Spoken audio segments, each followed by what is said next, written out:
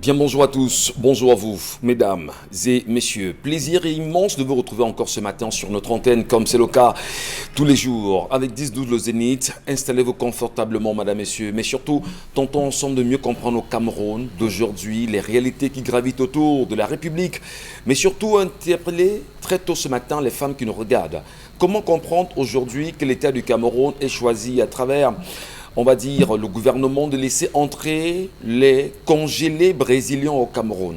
Ne sommes-nous pas en droit de pleurer suffisamment Bernard Djonga qui lui a été très au contact et surtout dans un combat permanent pour qu'en réalité nous puissions donner plus de force aux producteurs camerounais.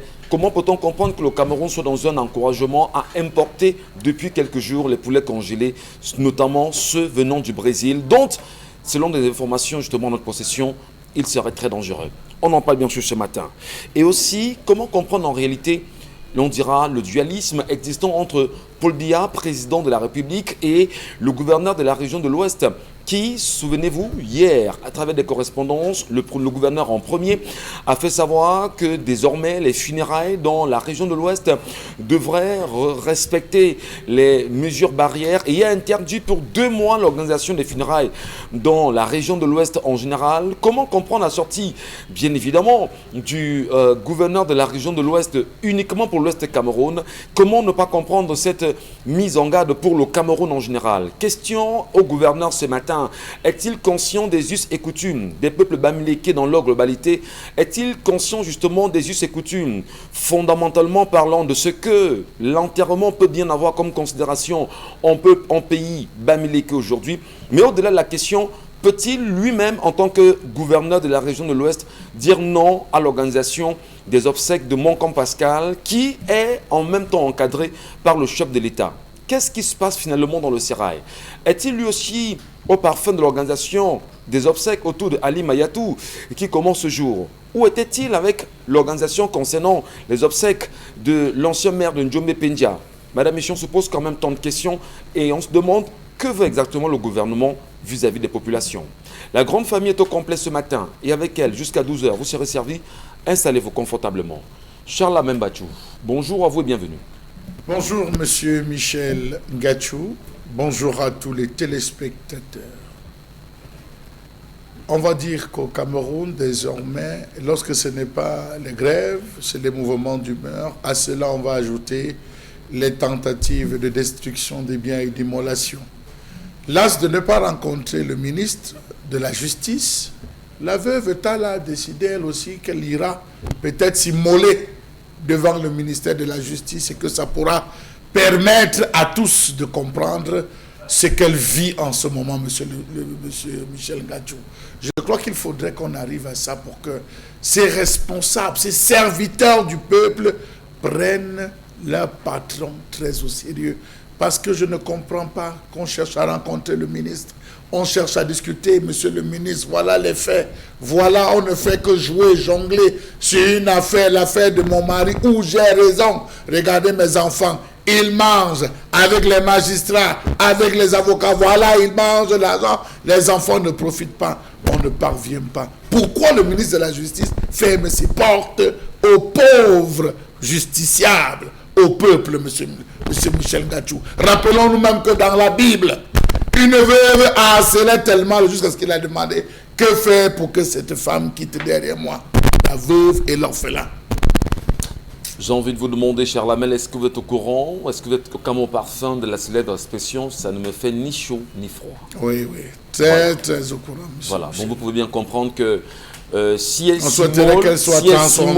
s'immole justement comme elle dit qu'elle va le faire au ministère de la Justice, il va falloir forcément qu'on fasse très attention parce que les plaintes sont énormes. Non, elle ne le fera quand même pas, monsieur Michel. Elle sera obligée. Vous ne pouvez pas voir votre mari décède en 2014. Vous trimez jusqu'en 2021. L'entreprise ne bouge pas, tout ce qui est fait. On a laissé les bus, on a pris des crédits et tout pour faire tourner l'entreprise de votre mari. Vous n'avez pas droit à un copec parce que vous avez des magistrats qui sont cachés, qui récupèrent, créent des coquilles et empêchent la veuve et les arbres. Monsieur Michel Ngachou, je vous assure que la veuve et l'orphelin, c'est des gens qu'on devrait protéger dans ce pays. Malheureusement, ce n'est pas le cas. Je voudrais rapidement, Chalamel Batchou, à votre suite, rappeler simplement que 2 déclarations concernant encore ce mystère de la justice aujourd'hui fait quand même froid dans le dos. Celle concernant l'ancien directeur général de la chaîne publique nationale, Amadou Vamoulke, et qui lui a adressé, on dira, un message assez compliqué quand même. Mais la sortie hier de Maître Christian Timbamé Mbomo concernant la gestion de la justice aujourd'hui et l'image qu'on a de la justice camerounaise aujourd'hui, qu'est-ce qui se passe véritablement? Doit-on finalement laisser mourir des Camerounais dans l'injustice? Bonbon Bengan Kandje, bonjour à vous et bienvenue ce matin de ce 6 avril 2021. Bonjour M. Ngachou Numba, bonjour à vos chers téléspectateurs. Je ne voudrais pas revenir à ces événements malheureux du 6 avril et j'aurais beaucoup à dire, mais peut-être on reviendra. Moi, je m'attarde à votre introduction. Vous avez dit, l'État, moi je le dis en d'autres termes, l'État nous interdit d'honorer nos ancêtres. Et comme l'État a pris cette option depuis plusieurs années, nous sommes dans la dérive totale. L'État continue à vassaliser les autorités traditionnelles. Je parle là de Halim Hayatou, qui était secrétaire d'État à la santé. Vous vous rappelez, vous savez bien que c'était le Lamido de Garoua. Bien sûr. Dans le Grand Nord, Manaouda Malachi est considéré comme son sujet. Mais dans les postes politico-administratifs, il est le patron de son patron au village. Vous voyez comment ces choses arrivent. Et lorsque le chef de l'État, non content de les avoir mis auxiliaires d'administration, au lieu de les laisser dans leur coin, on alloue un salaire mensuel. Maintenant, on vous amène dans des postes administratifs, politico-administratifs, pour être commandé par vos sujets. Et lui, le Nomgui, il est au-dessus de tout le monde. Pourquoi, si vous voulez avoir les autorités traditionnelles au gouvernement, mettez-les au poste de commandement. Vous ne pouvez pas. Parce que ce que les gens ne voient pas, c'est cela.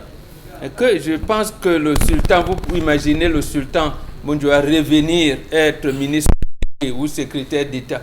Quelque part, vous voyez comment ça va. Mefiro être au-dessus. Voilà. Et Mefiro Oumarou être au-dessus du sultan. Comme un ministre. Voilà, c'est ce qu'on vit là. Et cette chose-là, c'est pas, je dirais que c'est un ancien catholique. Est-ce qu'il a appris ça de l'église catholique? Je n'en sais rien. Mais il faut voir cette, j'allais dire, cette orientation pas bien.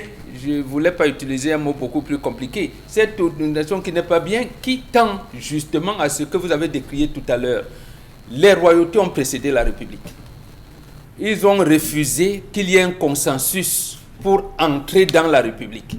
Maintenant, celui qui gère la République, c'est pas au-dessus de tout le monde. Effectivement. Alors, parce que c'est justement le schéma que cela renvoie, voilà. Que le chef de l'État, lui, il est Nomgui, il est tout ce qu'il a comme titre, on va dire, traditionnel, il est pratiquement roi, si vous voulez, aujourd'hui. Alors, dans la globalité, ceux qui sont considérés comme, on va dire, les chefs traditionnels dans leur localité d'origine, sont des sous-fifres en même temps de l'administration. Mais oui, lui, à la fois président de la République, à la fois Nomgui, à la fois tout ce qui est Zomlo et tout ce qui est, il est au-dessus de tout le monde. C'est bien sûr un schéma qu'on n'avait pas forcément vu, bon Benga. Oui, justement, et c'est ce schéma qui bloque l'épanouissement des Camerounais et du Cameroun. Dès lors qu'on continuera à le faire, 2 mois, pourquoi en fait le gouverneur de l'Ouest, s'il veut, il va donc dire aux Fossoukoudiou, aux autres que de toutes les manières, si vous avez des successions à procéder, même dans les chefferies, vous attendrez quand je vais donner l'ordre. Incroyable. Et c'est ce qu'a fait, c'est précisément parce que c'est l'orientation définie par le président de la République. Il dit à Ali Mayatou, tu es l'Amido à Garoua, mais tu es sous les ordres de celui que je mettrai là. Et il apporte dans la main son enfant, Manaouda Malachi, qui est de Grand Nord aussi, dit, il est sujet là-bas, mais ici c'est lui qui te commande. Vous voyez, et comment vous pouvez penser développer un pays de cette manière-là? D'abord, les relations que les citoyens auront entre eux, voilà, il y aura des blocages.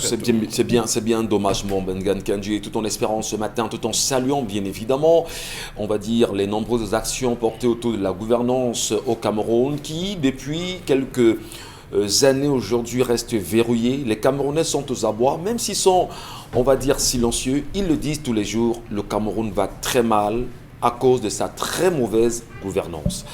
Isabelle Carros-Zopet, bonjour et bienvenue ce matin. Bonjour à vous Michel Ngachou. Plaisir de vous rejoindre. À ceux qui regardent le programme ce matin. Ouais. Voilà, surpopulation carcérale, Covid-19 et tout. Vraiment, on n'aimerait pas être à la place de ces prisonniers, mais on a envie bien sûr de parler à leur place parce que eux, dans leur contexte dans lequel là, ils vivent, ont besoin de savoir les dispositions qui sont prises jusqu'ici pour éviter que la pandémie ne cesse de progresser justement dans ce milieu carcéral où les conditions de vie d'abord sont déplorables, ajoutées à la pandémie qui exige un minimum dont justement les mesures hygiéniques, vraiment que ceux en charge de ces personnes essayent de revoir la situation dans les prisons aujourd'hui au Cameroun. Et puis, ce n'est pas le Covid-19 qui devrait venir faire qu'on s'interroge là-dessus, parce qu'en même temps, on ne devrait plus parler de surpopulation carcérale. Il y a tellement d'espaces ou encore de milieux qu'on devrait pouvoir être capable d'aménager pour éviter justement qu'on ne soit vraiment comme... Je ne reste pas pessimiste en même temps, Isabelle Carros-Zopet, mais je peux te rassurer que depuis plus d'un an, avec l'arrivée de la Covid-19, on en parle. Les interpellations vont bon train à tous les niveaux, effectivement. Eh bien, on va tenter justement de voir ce que ça va donner. Malgré l'appel de Amadou Vanouké la semaine dernière, qui est revenu là-dessus dans une lettre en direction du ministre de la Justice, ben là, vous savez qu'on a un gouvernement d'autistes. Ils ne comprennent rien.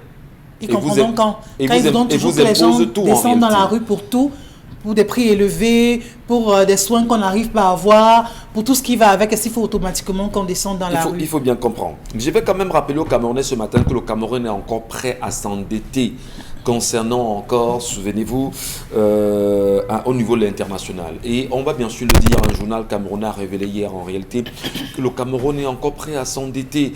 Alors on se demande, est-ce que nos enfants vont pisser sur les tombes, sur les cercueils de ceux qui ont vécu avant?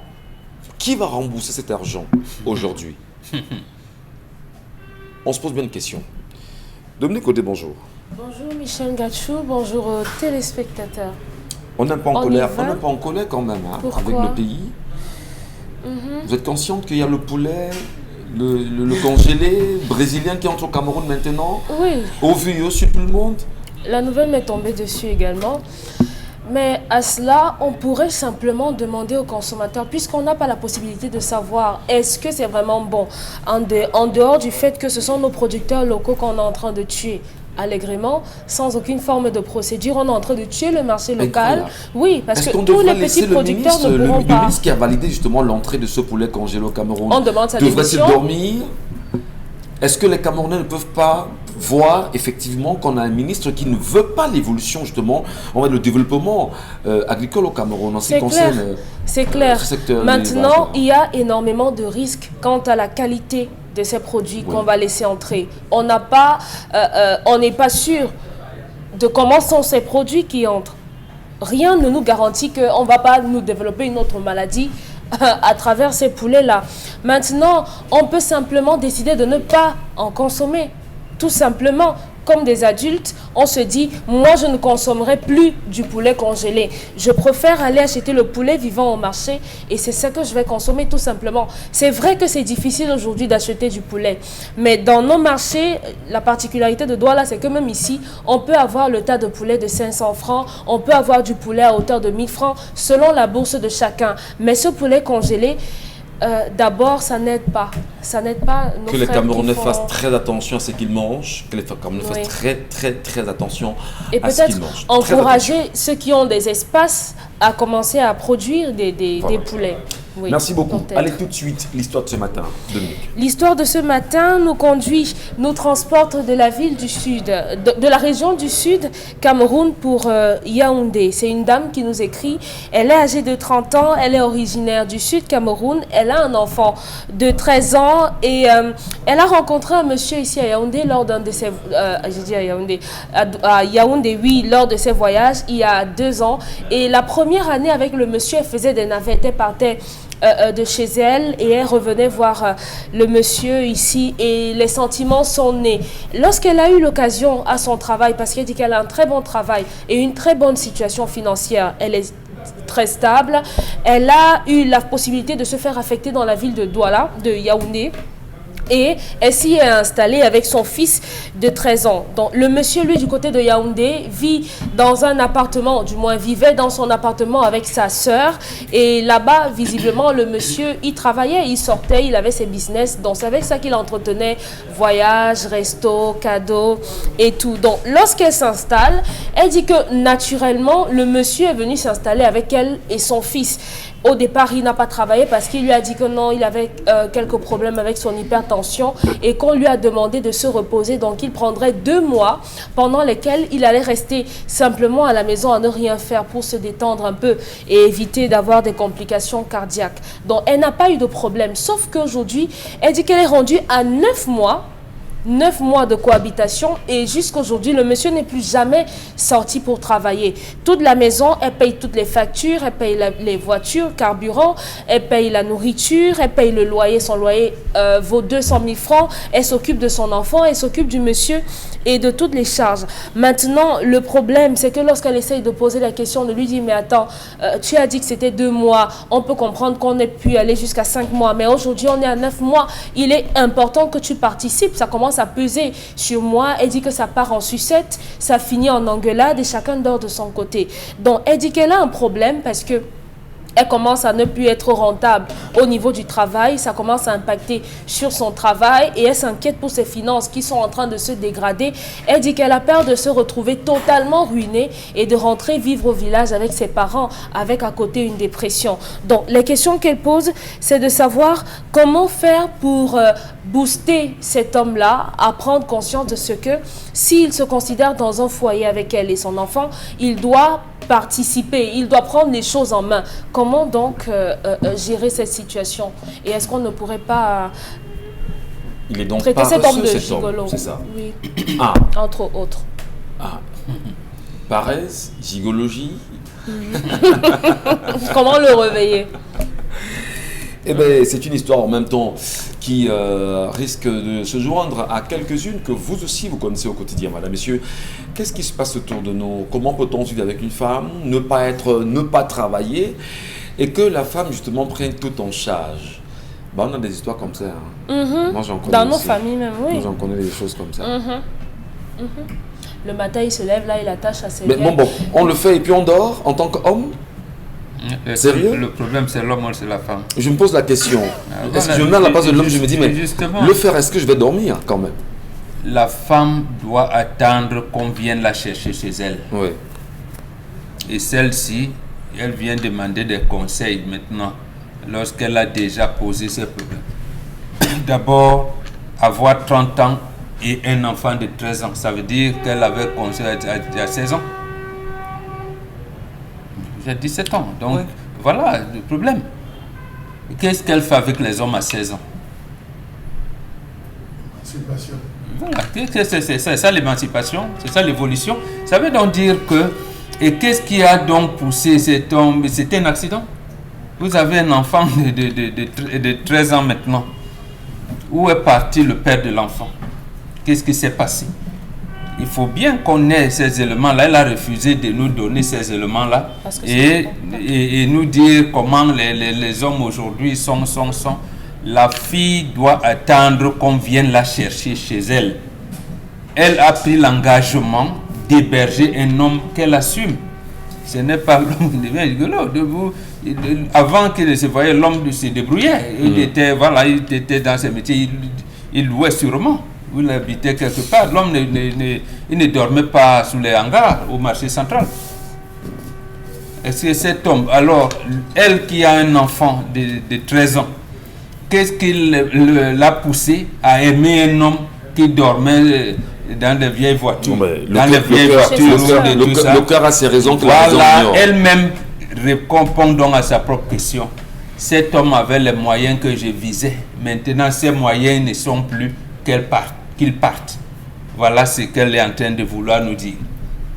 Et elle trouve les subterfuges en disant Mais elle vous dit quand même qu'elle souhaiterait qu'il change, mon Mengan. Comment l'amener à changer? Parce que si le parti n'est pas de la solution, mais elle peut quand même ramener celui-ci à sortir de sa paresse. Il l'a trouvé où? Qu'est-ce qu'ils se sont dit? Lorsqu'on vous parle ici du processus de la dot du mariage, c'est tout un processus. Et c'est le genre de fille, justement, qu'elle me le permette, qui est un peu pala-pala. Elle dit à sa maman, j'ai trouvé, moi j'ai trouvé mon homme. Je dis vraiment, je ne veux pas. Voilà maintenant. Première grossesse, on peut parler d'accident. Mais deuxième accident, vous amenez l'homme. L'homme était où? Moi, c'est ça le problème. Elle nous dit seulement que l'homme avait des jobs. Voilà. Chez sa soeur. Voilà. Mais il avait des trucs. Voilà. Mais qu'est-ce qui l'amène donc à enlever cet homme chez sa soeur qui avait des trucs parce qu'elle visait l'argent? Maintenant, cet argent, les marchés de l'homme, peut-être il ne gagne plus ces marchés. Qu'elle supporte? Elle dit bien dans l'histoire que celui-ci lui a fait savoir qu'il était malade et qu'en aménageant ensemble, c'était juste le temps de 2 mois, le temps de se recouvrir. C'est pour ça qu'on vous dit que les femmes n'aiment pas 9 mois après, il est toujours à la maison. Les femmes n'aiment pas les hommes sérieux. Et vous dites, la plupart des femmes n'aiment pas les hommes sérieux. Ouais. Elles aiment les hommes comme ça, des bandits. Ça la met le bon. Lorsqu'on leur dit, tu viens, chez moi tu seras 3e femme, lui il cherche une 5e, ils vont dire, hey, polygame. Maintenant, regardez, elles n'aiment pas les gens sérieux. Donc, elle doit s'en prendre à elle. Vous dites que cet homme est sérieux, Maman Bengan? Mais justement, elle aurait donc, après un accident, elle traîne un enfant qui va vers l'adolescence. Qu'est-ce qui la pousse à prendre un homme en charge? C'est ça la question principale. Ma fille, qu'est-ce qui t'a poussé à prendre cet homme au point de l'amener à déménager chez sa sœur pour venir chez toi? Parce que le mot rigolo que vous avez inventé, gigolo ou tout ce que vous voulez, là, vous l'amenez. Mais c'est vous qui l'avez amené. Ouais. C'est toi, ma fille, qui l'a amené chez toi pour résoudre tes problèmes. Pour faire quoi? Pour avoir à côté d'elle un homme, peut-être une protection, peut-être. C'est elle qui avait des visées. Très bien. C'est elle qui avait des visées. Maintenant, ça se retourne contre elle. Bon, reprends l'homme, ramène-le chez sa sœur. Reste là, préserve ton boulot. D'accord.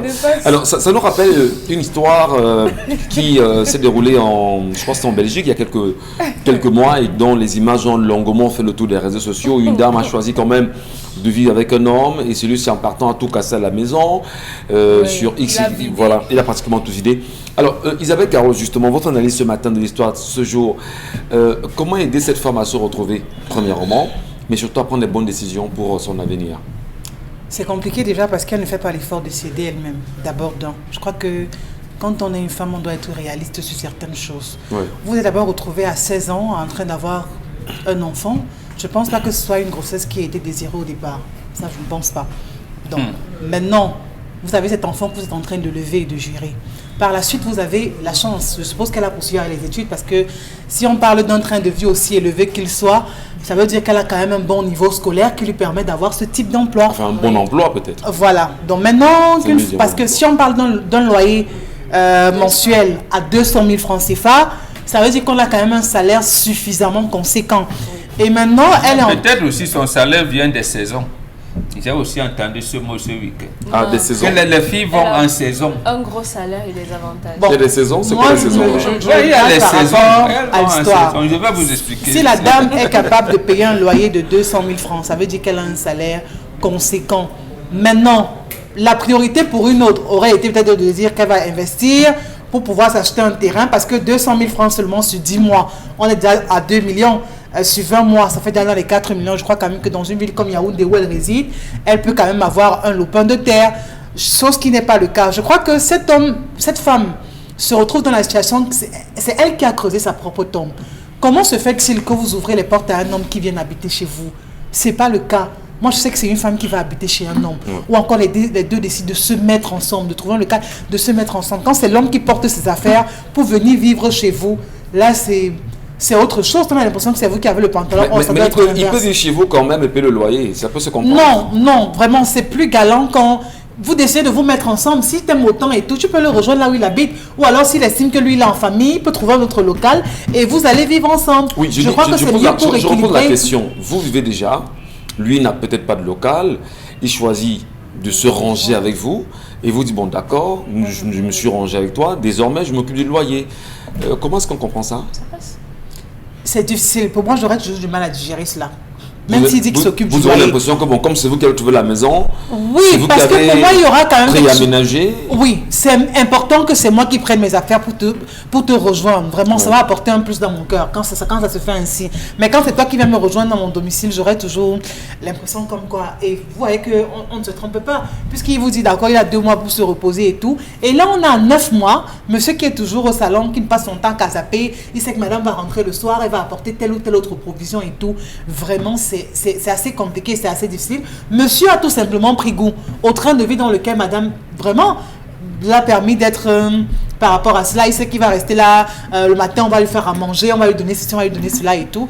Je crois que on va lui dire un seul affaire à un gigola, donc qui ne veut pas se prendre en charge, à une personne qui veut tout simplement l'exploiter. Parce que vous pouvez ne pas être à la même hauteur financière qu'une femme, mais au moins vraiment vous battre à apporter le minimum. Oui, mais pose la question de savoir qu'est-ce qu'elle doit faire, qu'est-ce qu'elle peut faire pour amener son homme à changer. Parce que son vœu, ce n'est pas forcément se séparer de ce garçon, mais c'est quand même de l'amener à être actif, d'être travailleur. Et on n'amène pas un homme à travailler, Michel Gachou. Un homme qui aime une femme va travailler. On ne l'amène pas à travailler. S'il ne va pas travailler, ça veut dire qu'il ne vous aime pas. Il prend plaisir à rester là, à manger et à vraiment agir de tous vos biens. Si vous aimez, il va travailler. Il sait que le devoir, la définition d'un homme, c'est le travail. Ça passe par là. Oui, c'est là où tout commence. Un homme s'affirme aussi par ça. Mais un homme qui reste là allongé à longueur de journée, il n'a pas fait un accident, il n'est pas handicapé ou quoi. C'est encore que même quand on est handicapé, on peut se permettre de faire un stand. Il reste là, il vous attend rentrer le soir avec tout ce qui va avec. Ça veut dire que quelque part, il n'a aucune volonté de le faire. Et je vais peut-être rejoindre mon mot qui dit il y a les femmes également, parce que c'est aussi un autre volet qu'il faut relever, qui aime ce genre d'homme aussi. Vraiment, parce qu'elle veut dire que non, je sors avec telle ou telle autre personne, il a un physique de ci, il est comme ça et tout.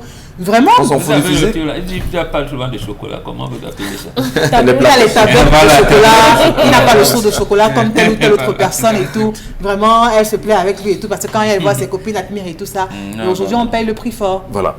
C'est des réalités en même temps qui sont proches de nous. Mais est-ce que c'est la preuve, hein, Isabelle Carotte, puisque vous parlez tout à l'heure, mais je vous la renvoie, Charles Bajou, cette question.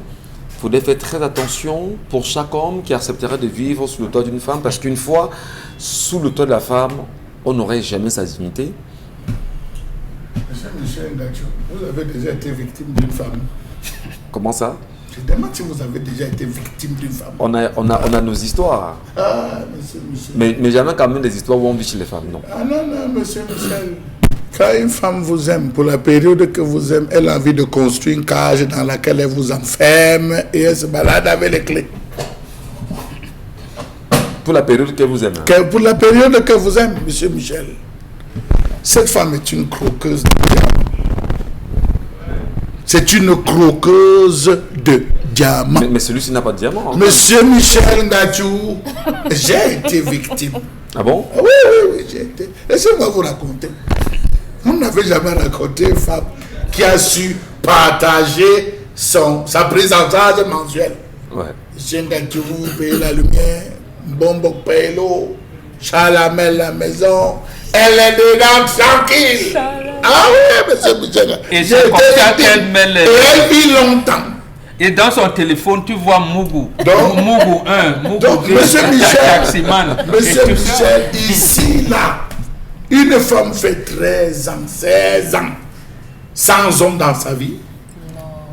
Sans homme dans sa vie. L'enfant a quel âge? L'enfant a 13 ans. Oui, il a 13 ans. Ça fait combien d'années? Mais elle dit que la relation date de 2 ans. Est-ce qu'elle va venir nous dire que je suis sortie avec elle après je suis passée avant de rencontrer celui-ci, elle en a rencontré. Même si elle était cette femme ne veut pas être stable. C'est une croqueuse de diamants. Le drame dans l'histoire, c'est qu'il doit avoir un Mougou qui a dit que je rentre. Et ça la met mal à l'aise. De la même manière qu'elle a fait ce gars, elle dit sort. C'est le gars matin ramasser les choses du gars, j'étais dehors que libère ma maison, monsieur. Vous savez, quand la femme veut vous quitter, elle vous quitte, elle commence par vous quitter avec votre cerveau, son cerveau, hein. Son cerveau n'est plus là, monsieur Michel Gachou. Lorsqu'elle pose, elle commence à poser une somme d'action. On ne peut pas apprendre à une femme comment quitter un homme. Elles sont sur le plateau, elle me regarde. surtout ma voisine de gauche.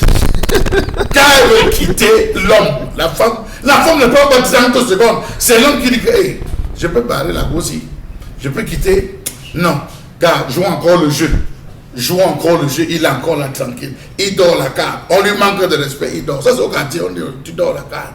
Elle gronde même, tu te plies, tu dis non, j'attends le bon bout. Mais la femme, quand elle veut partir, ne perd pas le temps. Donc ici, là, ce conseil qu'elle nous demande, c'est très simplement de nous dire comment dire à ce gars que j'ai le bon gars, celui qui paye la maison, celui qui a acheté les voitures, celui qui a.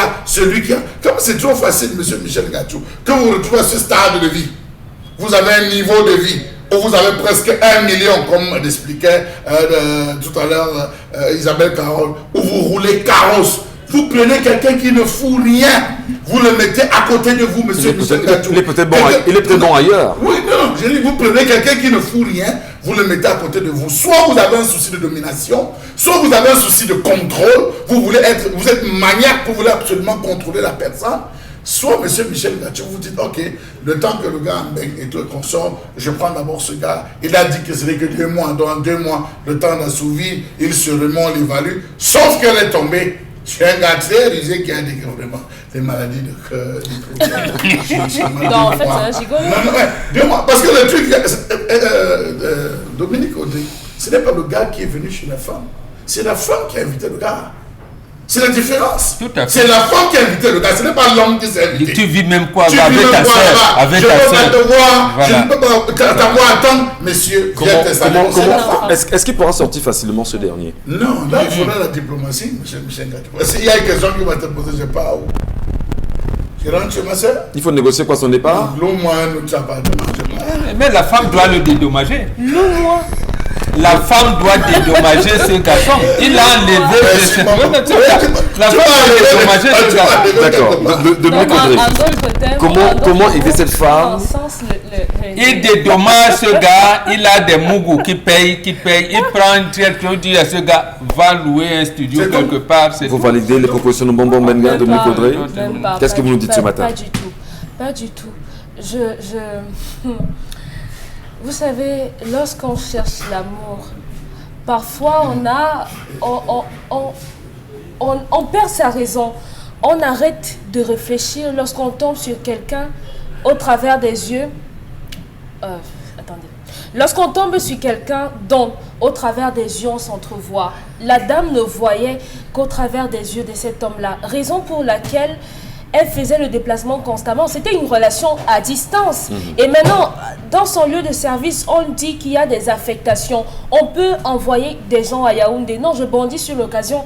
Je veux me rapprocher de mon homme pour qu'on passe plus de temps ensemble. C'était ça l'objectif. Les diamants dont on parle, vraiment, moi je ne sais même pas ce qu'il a, parce qu'il n'a foutrement rien. Rien du tout. La preuve, il vit chez sa sœur. Qu'est-ce qu'il peut bien avoir en vivant chez sa sœur? Il n'a rien du tout. Donc cette dame, elle a l'argent qu'elle a, mais elle a fait abstraction de ça parce qu'elle a trouvé un homme. Il n'était pas question d'argent au départ. Parce que même pour aménager son local, il ne lui a rien donné. En partant du sud pour Yaoundé. Elle dit qu'elle ne me donne plus rien, je paye. Elle a commencé à faire les comptabilités quand la poste du gars s'est trouée. Non, ben bon. Ah oui, je peux relire l'histoire en intégralité. En partant du sud, elle a tout vendu à perte. Parce que vous savez que lorsqu'on déménage, on n'a pas le temps d'attendre les clients. Un frigo que vous avez acheté à 200 000, vous pouvez le vendre à 100 000 parce que vous voulez rapidement partir. C'est ce qu'elle a fait simplement parce qu'elle courait après l'amour de cet homme-là. Oui, et aujourd'hui, malheureusement, elle a été trompée par cet homme. Il faut que les femmes fassent attention. Les hommes qui sont aimables, les hommes qui vous font des cadeaux, lorsqu'un homme devient trop attentionné, il faut faire attention, il faut être vigilant. Il faut être vigilant parce que généralement, ce sont des farces. C'est un voile qu'on vous met sous les yeux. Aujourd'hui, on a une femme amoureuse qui veut un homme dans sa vie. Un homme qui sera à même de pouvoir prendre les devants. Quand même, être dans une maison où vous rationnez, vous payez le gaz, vous lui payez le carburant, vous vous occupez de votre enfant. C'est pesant. Elle aimerait au moins qu'une fois, même si c'est une fois la semaine, le monsieur rentre et achète du pain. Qu'il sorte, qu'il aille même jouer au Songo ou bien au Damier, au Carrefour là-bas, comme on les voit généralement faire, ces hommes paresseux-là, et revenir le soir avec le pain. C'est tout ce qu'elle veut. Donc, dire aux hommes aujourd'hui que parce que vous êtes tombé sur une femme et tout, il ne faudrait pas qu'on donne l'impression aux gens que lorsqu'on se met avec une femme, c'est d'abord parce qu'on cherche le mariage. Non, dans la vraie vie, dans la réalité, c'est autre chose. Ce n'est pas d'abord le mariage, c'est le comportement de la personne qui nous fait rester. C'est le comportement de la personne qui nous fait entrevoir un potentiel futur avec la personne. Ce n'est pas parce qu'on a vu un homme et bim, on dit qu'on veut le mariage. C'est archi faux. Du moins pour les personnes qui ont vécu des relations. Donc les femmes sont devenues des taxis. Vous pouvez amener ça comme de dire que bien 3 mois tu pars, 1 mois tu pars. Faut pas faire comme si. Et où est la dignité là-dedans? Faut pas faire. Non, il faut laisser ça. Parce que sur le terrain, ce n'est pas comme ça. Sur le terrain, vous les hommes là, vous traitez les femmes comme des taxis. C'est comme ça. Non, mais vous n'allez quand même pas le dire. Dominique Audrey, est-ce que tous les hommes le font? Vous le faites. Non, pas tout le monde. Donc quand j'ai dit ça, je ne suis plus sur ça. Je suis en train de dire non, vous n'allez. Je ne défends pas les hommes, je défends pas tous les parce que c'est que parmi... Vous voulez donner l'impression qu'on vit dans un autre monde. Moi, j'ai des sœurs, j'ai connu des hommes. Ce n'est pas comme si ça n'a jamais existé, comme si c'est vrai. C'est comme ça. Donc, cette femme, l'erreur qu'elle a commise était simplement de laisser cet homme s'installer précocement chez elle. Voilà. Précocement. Donc, maintenant, quant à son passé, aux hommes qu'elle a eu, c'est quasiment 2 ans de relation. Vous avez la possibilité de lui parler encore une fois. Si ça se termine en engueulade, ça veut dire que vous ne pouvez pas vous parler comme des adultes responsables. Et à ce niveau, vous vous séparez simplement et vous recommencez. Il n'y a pas de simplement. Voilà. Merci, cher monsieur, madame. Je vous n'encouragez pas les gens à faire n'importe quoi. On ne peut pas demander à une femme qui a pris sur elle de le nourrir. Elle a pris sur elle de le nourrir, de le loger. S'il fallait qu'il paye ce local, il devait le payer à combien? Et à la fin, se rend compte on n'est pas. Mais on ne doit pas devenir mendiante de l'amour. Vous dites que non. Vers l'amour. Le gars aujourd'hui donne l'amour. Merci. Merci. Malheureusement pour elle, elle a donné son cœur à un homme qui a pris ce cœur et s'est baladé avec. D'accord. Malheureusement. Puisque l'homme lui a donné l'amour. Est-ce qu'il a trompé? Mais qu'est-ce qu'il fait de son cœur? Qu'est-ce qu'il fait de son cœur? Merci beaucoup. Je vous en prie. On prendra tout à l'heure les avis des téléspectateurs. On continuera le débat, je vous en prie.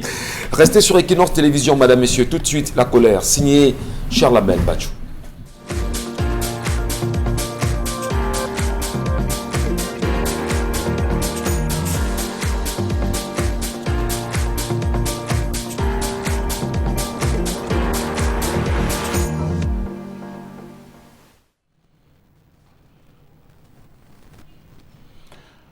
Je m'interroge ce jour sur la question de la prise en charge des enfants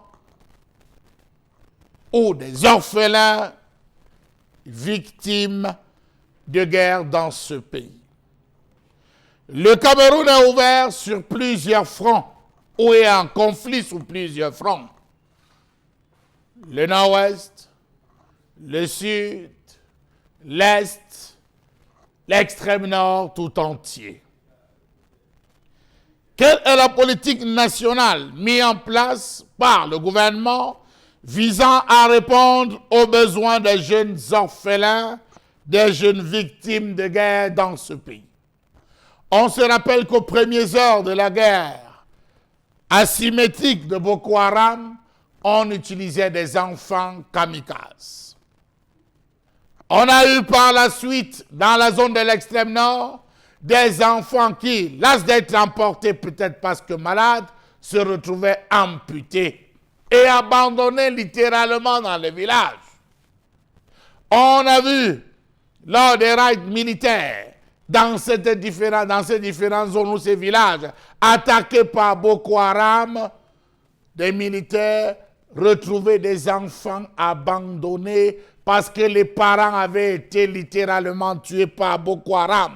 Les militaires ou les forces de défense n'ont fait que récupérer ces enfants, les ramener et mettre à la disposition de qui de droit. Que sont devenus ces enfants? Que deviennent ces enfants? Point d'interrogation.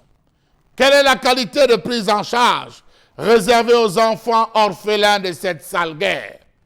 Quels sont les programmes mis en place par les ministères de la Santé pour des réponses sanitaires, car on a vu des enfants se nourrir parfois de ce dont il ne faudrait même pas prononcer ici, parce qu'abandonnés dans la forêt, parce qu'ayant fui, tous ramenés, on les a déposés là, dans certains services ou devant certains services administratifs, on a abandonné, espérant que Yaoundé devait réagir. Quels sont les programmes mis en place par le ministère de l'Agriculture et du Développement rural, de l'élevage, des pêches et des industries animales pour la sécurité alimentaire, des affaires sociales pour la solidarité et prise en charge psychosociale, de l'eau et de l'énergie, besoins en eau, hygiène et assainissement, de l'éducation nationale, réhabilitation du système scolaire et de l'administration territoriale. Oui, j'oubliais. On a eu tout un ministre de l'administration territoriale qui a fait le tour des zones en conflit avec une bouteille d'huile, 2 morceaux de savon, un seau, une couverture pour remettre aux déplacés. Couvrez-vous, prenez-vous et débrouillez-vous à manger. Si ça finit, continuez. Oui, le geste était louable, mais la suite, c'était quoi? Point d'interrogation. Quels sont les mécanismes mis en place par l'État pour protéger les veuves, la femme et les orphelins de cette sale guerre asymétrique? La question, les ONG humanitaires se seront posées. On a attendu des réactions du gouvernement. Hélas, rien. Comment comprendre le fait que la recrudescence des hostilités a accentué la vulnérabilité préexistante des femmes, des filles et des enfants dans ces régions? Vous faites un tour à Bagam, faites un tour à Galim, faites un tour à Bouddha, faites un tour à Babadjou, faites un tour dans la Ménoa complète, vous allez retrouver ces enfants qui dorment devant des institutions, qui devant des banques, des enfants qui sont utilisés, exploités dans le travail des mineurs, abandonnés. Pourtant, dans ces différentes régions, dans ces différents villages et regroupements, il y a les services sociaux. Comment comprendre que femmes et enfants représentent environ 78% du groupe de personnes déplacées de guerre vulnérables dans ce pays? Les enfants orphelins, victimes du Nozo, Boko Haram abandonnés par l'État, vivent de la prostitution. Le cas le plus spectaculaire, c'est à Bonaberi, au lieu dit Kwassa, vous allez retrouver des jeunes filles de moins de 13 ans qui se prostituent à 150 francs dans les toilettes, souffrez qu'on le dise, pour pouvoir manger. C'est au Carrefour, j'ai raté ma vie. Elles sont nombreuses, elles sont regroupées là, se disputant une chambre.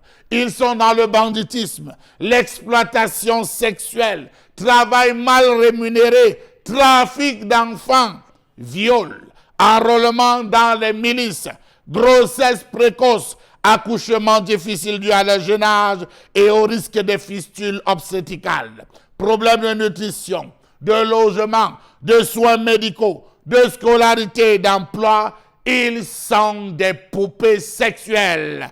Selon l'UNICEF, le Fonds des Nations Unies pour l'enfance, il y aurait au Cameroun plus de 850 000 jeunes déplacés internes non scolarisés. Dans les quartiers, on voit ces enfants orphelins victimes de guerre achetés à 5, 15 000, 25 000, faire la vaisselle, être violés par le tuteur, le nouveau tuteur de l'enfant, des enfants qui sont maltraités en complicité avec le voisinage, qui se refusent de dénoncer. Voilà ce qu'ils vivent, ces enfants victimes, ces orphelins du Nozo.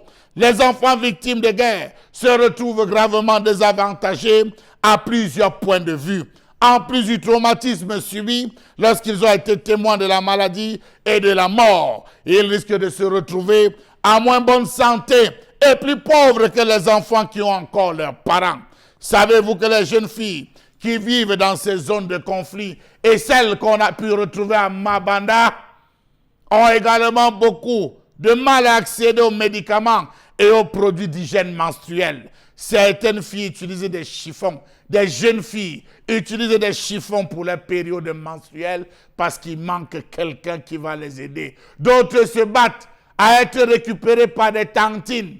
Elles se battent à apprendre et la couture et la coiffure parce qu'une âme sensible est passée. Que fait le gouvernement? Quel est le rôle des chefs traditionnels dans l'occupation de ces pauvres enfants victimes de guerre? Vous allez dans les villages, on va les pointer du doigt en disant, tu vois le petit enfant, il a 6 ans, 7 ans, ses parents sont morts, on l'a récupéré. Il se balade là avec des guenilles qui portent depuis des jours. Voilà le Cameroun qu'on veut laisser à nos enfants, pour nos enfants. Une colère qui nous laisse un goût très amer. Charles Amembatou, eh bien, on vous entend ce matin, on lit bien évidemment cette colère-là et on regarde très humblement le chef de l'État quand même. On se demande, on a un président de la République dans ce pays véritablement, pardon, est-il conscient de ce que les enfants vivent dans les zones en crise, notamment le NOZO aujourd'hui, puisqu'on en parle d'ailleurs. Avons-nous aujourd'hui un ministère des Affaires sociales? Avons-nous aujourd'hui un ministère de la promotion de la femme et de la famille? Les questions sont évidentes, il faut les poser, parce que lorsqu'on sait en même temps qu'il y a des enfants orphelins, et surtout les pratiques de vente d'enfants, des organes en même temps, que l'on connaît aujourd'hui au Cameroun, est-ce qu'on peut vraiment se dire que c'est ce que nous avions gardé de 40 ans du RDPC, 40 ans de magistère du chef de l'État, 40 ans de son passage? Qu'est-ce qu'on gardera comme image de Paul Biya une fois qu'il ne sera plus là? Je me pose la question comme tout Camerounais. Peut-être on vous la renvoie aussi, vous Camerounais, en vous demandant de nous donner les bonnes réponses. C'est ahurissant, c'est choquant, c'est énervant, c'est frustrant. Bon, comment vous comprenez ça, vous? Ça ne se comprend pas. Ça ne se comprend pas, d'abord parce que depuis le mars 1916, nous sommes sous administration française et que après cette guerre, la Première Guerre mondiale, la France a adopté le 25 décembre 1918 le terme qu'elle a appelé les pupilles de la nation. Les pupilles de la nation sont des orphelins. Donc les parents sont morts de ces guerres-là et d'autres. Mais ils l'ont prolongé jusqu'à certains fonctionnaires de la République qui se sont sacrifiés pour la nation et tout. Ils sont qu'on appelle les pupilles de la nation. On avait proposé pour le cas de Cameroun de copier cet exemple-là, au moins de la mère patrie. À un moment, le chef de l'État crée un secrétariat d'État à la défense chargé des anciens combattants. On a pensé à un moment que peut-être qu'il était en train de vouloir amener ces choses-là, mais malheureusement, rien. Là alors, rien du tout. Vous avez, et ça, quoi qu'on dise, les métiers de défense de sécurité, c'est là où l'engagement citoyen est au top. Une jeune fille, un jeune garçon de 18 ans qui n'a pas le droit de vote dans son pays s'engage quand même à défendre son pays, sa nation, au prix de sa vie. Vous voyez, et lui, on lui interdit de choisir les gens qui peuvent diriger son pays. Mais lui, il choisit, lui, de mourir, son pays. Oui, de mourir pour la nation. Oui. Et de même façon, il meurt, il laisse une veuve et les enfants, et la République refuse de s'occuper d'eux. C'est quand même, c'est incompréhensible. C'est pour ça que je vous ai dit, je ne comprends pas. Je ne comprends pas. À quoi sert donc le secrétariat d'État à la défense chargé des anciens combattants? Ça sert et à surtout quoi? des victimes de guerre. Voilà, et Dominique, et vous avez parlé tout à l'heure, ministère de la promotion de la femme et de la famille. Je ne comprends pas. C'est-à-dire, il y a certaines choses qui sont incongrues. On ne peut pas justifier, on ne peut pas comprendre ces agissements. Il devrait avoir Voilà des termes, et que d'avoir ce que vous appelez DDR ou multiculturalisme, tout ce que vous voulez. Si on crée une fondation... Vous me permettez, mon Benga, juste une virgule, dire aux téléspectateurs qui nous regardent et qui ont choisi de nous regarder sur Facebook, envoyez le maximum de cœurs parce que le sujet semble gêner et la page est signalée. Je vous en prie, envoyez le maximum de cœurs pour nous regarder. Poursuivez mon Benga, s'il vous plaît. Donc, je veux dire, voilà des actions qui pourraient amener à une réconciliation nationale. Donc là, au moins, il n'y a pas d'équilibre régional. Ce sont nos enfants qui sont des forces de défense de sécurité, des forces de maintien de l'ordre, qui sont les hauts fonctionnaires de la République. Il y en a qui meurent en activité, qui se sont engagés pour, par exemple, même Foué. Est-ce qu'on devait laisser, vous avez vu ce qui est arrivé à Madame Veufo et à Marie-Louise Foué aujourd'hui, où je pense que un de ses enfants s'est d'ailleurs retrouvé dans les bandes où il a fait la prison. On ne doit pas laisser à Marie-Louise Foué le soin d'encadrer seul ses enfants. C'est un exemple précis, bon Ben. Oui, absolument. Et il en est de même. Je ne veux pas parce que je veux pas citer les noms puisqu'on revient précisément. Ça s'appelle notre mère patrie, la France les appelle les pupilles de la nation. Et ça a été adapté le 25 décembre 1918. Voilà. Vous êtes le fer de lance de la nation, nous disait Paul Biya. Nous l'a toujours rappelé Paul Biya aujourd'hui. Quand même, 40 ans après, qu'est-ce qu'il a fait bien sûr de ce fer de lance aujourd'hui? Lorsqu'on sait qu'on a des enfants, des orphelins dans les régions en crise, Buea, si vous voulez, le nord-est, le sud-ouest, l'extrême nord Cameroun, qui n'ont pas de suivi. Pendant qu'ils nous regardent justement ce matin, est-ce qu'ils pourront se prendre le courage d'interpeller au plus vite la ministre des Affaires sociales, la ministre de la promotion de l'enfant et de la famille, le ministre de la Défense pour nous dire exactement aux Camerounais qu'est-ce qu'on fait pour entretenir ces enfants orphelins qui ne demandent qu'à être entretenus par l'État. Justement, je pense que votre option est bonne. Il faudrait qu'on forme un collectif des orphelins. À ce moment-là, peut-être que le gouvernement... Ça va nous tromper. Les collectifs encore. Je ne sais pas. En fait, parce qu'en fait, on ne peut pas... Votre papa est mort sur le champ de guerre. Ce n'est pas à vous. Vous voyez souvent, on fait les honneurs militaires. Pourquoi? Lorsqu'on fait les honneurs militaires, c'est parce que vous vous êtes engagé. Mais imaginez cet enfant. Vous avez 18 ans. Vous pouvez vous engager au biais dans toutes les sessions de forces de défense et de sécurité. Mais vous n'avez pas le droit de vote. Incroyable. C'est un engagement noble. Donc, en fait, leurs enfants, leurs orphelins, leurs veuves doivent être encadrés par la République. On en parle, madame, messieurs. Restez sur Equinox Télévision. N'oubliez pas en même temps que si vous ne faites pas la politique, elle vous fera. Au pire des cas, elle va vous broyer. À très vite.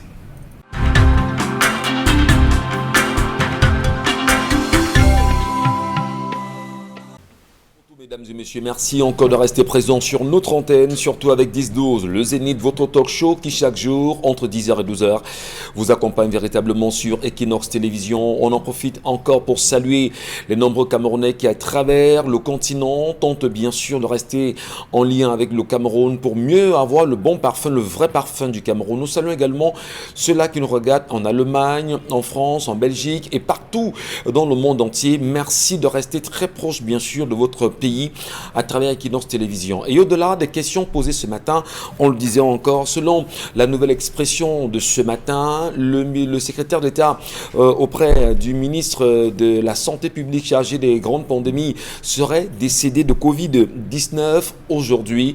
Comment comprendre en réalité que lui qui était attendu devant l'Assemblée nationale pour la gestion des fonds Covid-19 ne soit plus là aujourd'hui? On sait en même temps qu'une annonce venant de l'hémicycle fait savoir que le sujet doit être débattu absolument devant les députés.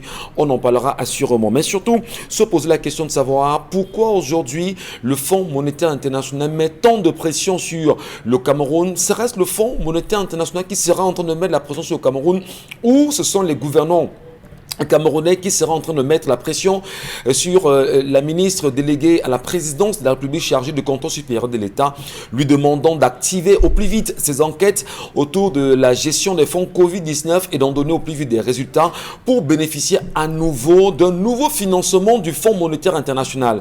Le Cameroun veut-il autant s'endetter pour la simple question qui doit rembourser les nombreuses dettes que s'octroie le renouveau aujourd'hui?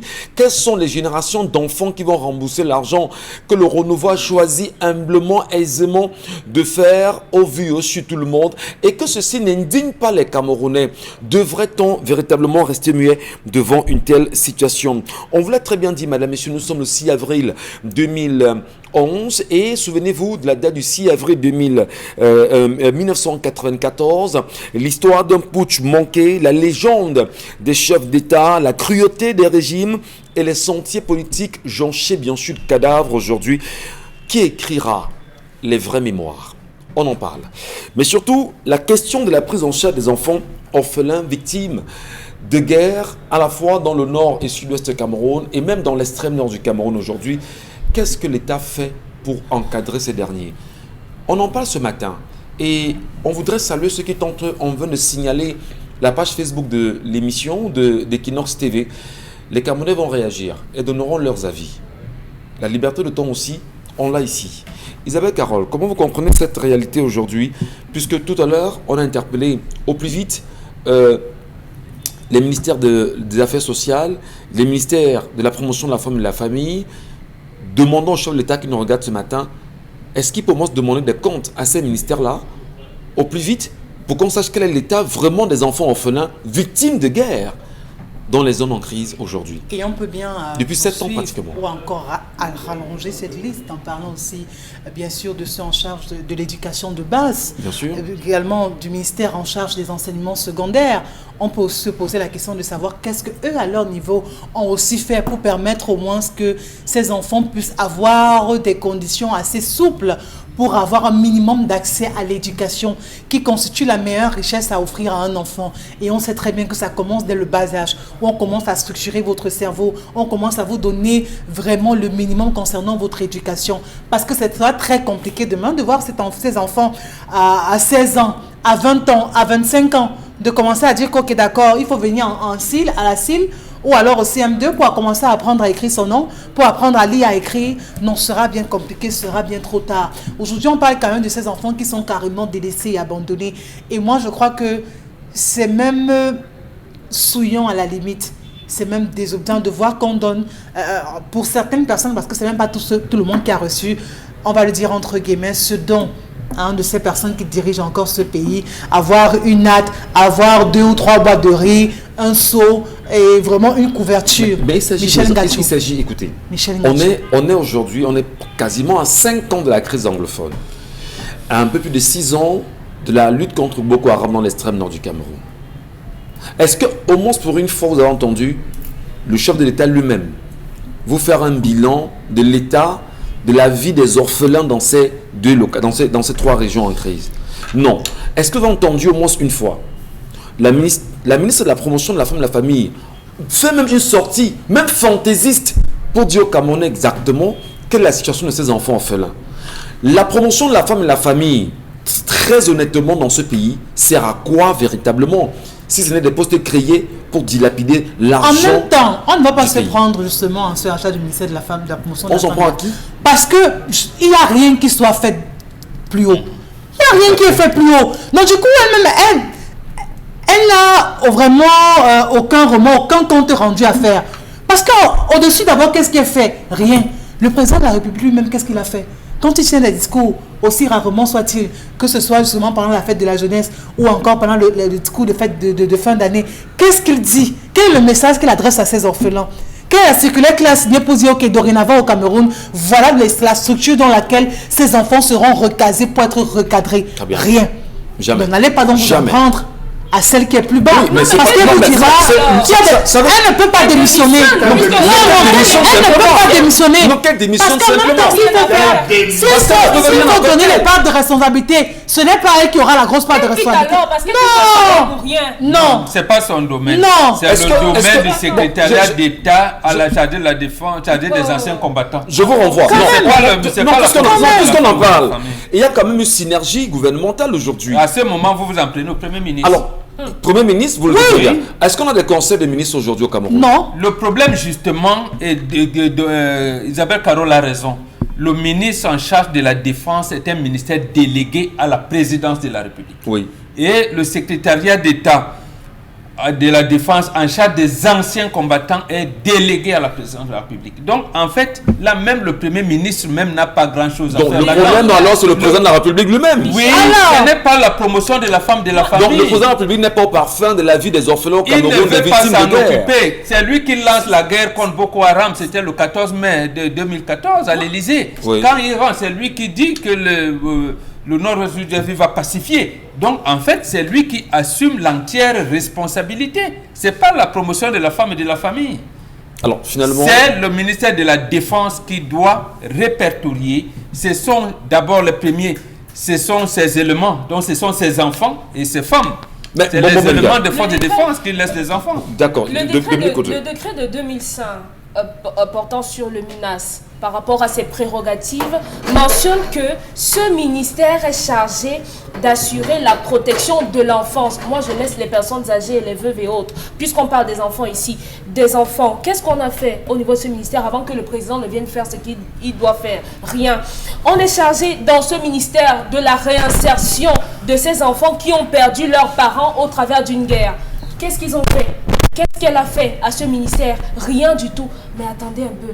Oui, le président est à la tête. Quelle est l'action que madame a posée ici en bas pour qu'on voit? Depuis qu'on dit que les filles se prostituent, À quoi ça, qu'est-ce qui a été fait? Il y en a qui se prostituent à Obili. Lorsque vous passez la dame avec le petit français qu'elle essaie de parler, elle vous dit venez, je vais vous satisfaire. J'essaye de paraphraser. Ce dont je me souviens, une fois j'étais du côté de Yaoundé, on passait un soir par là.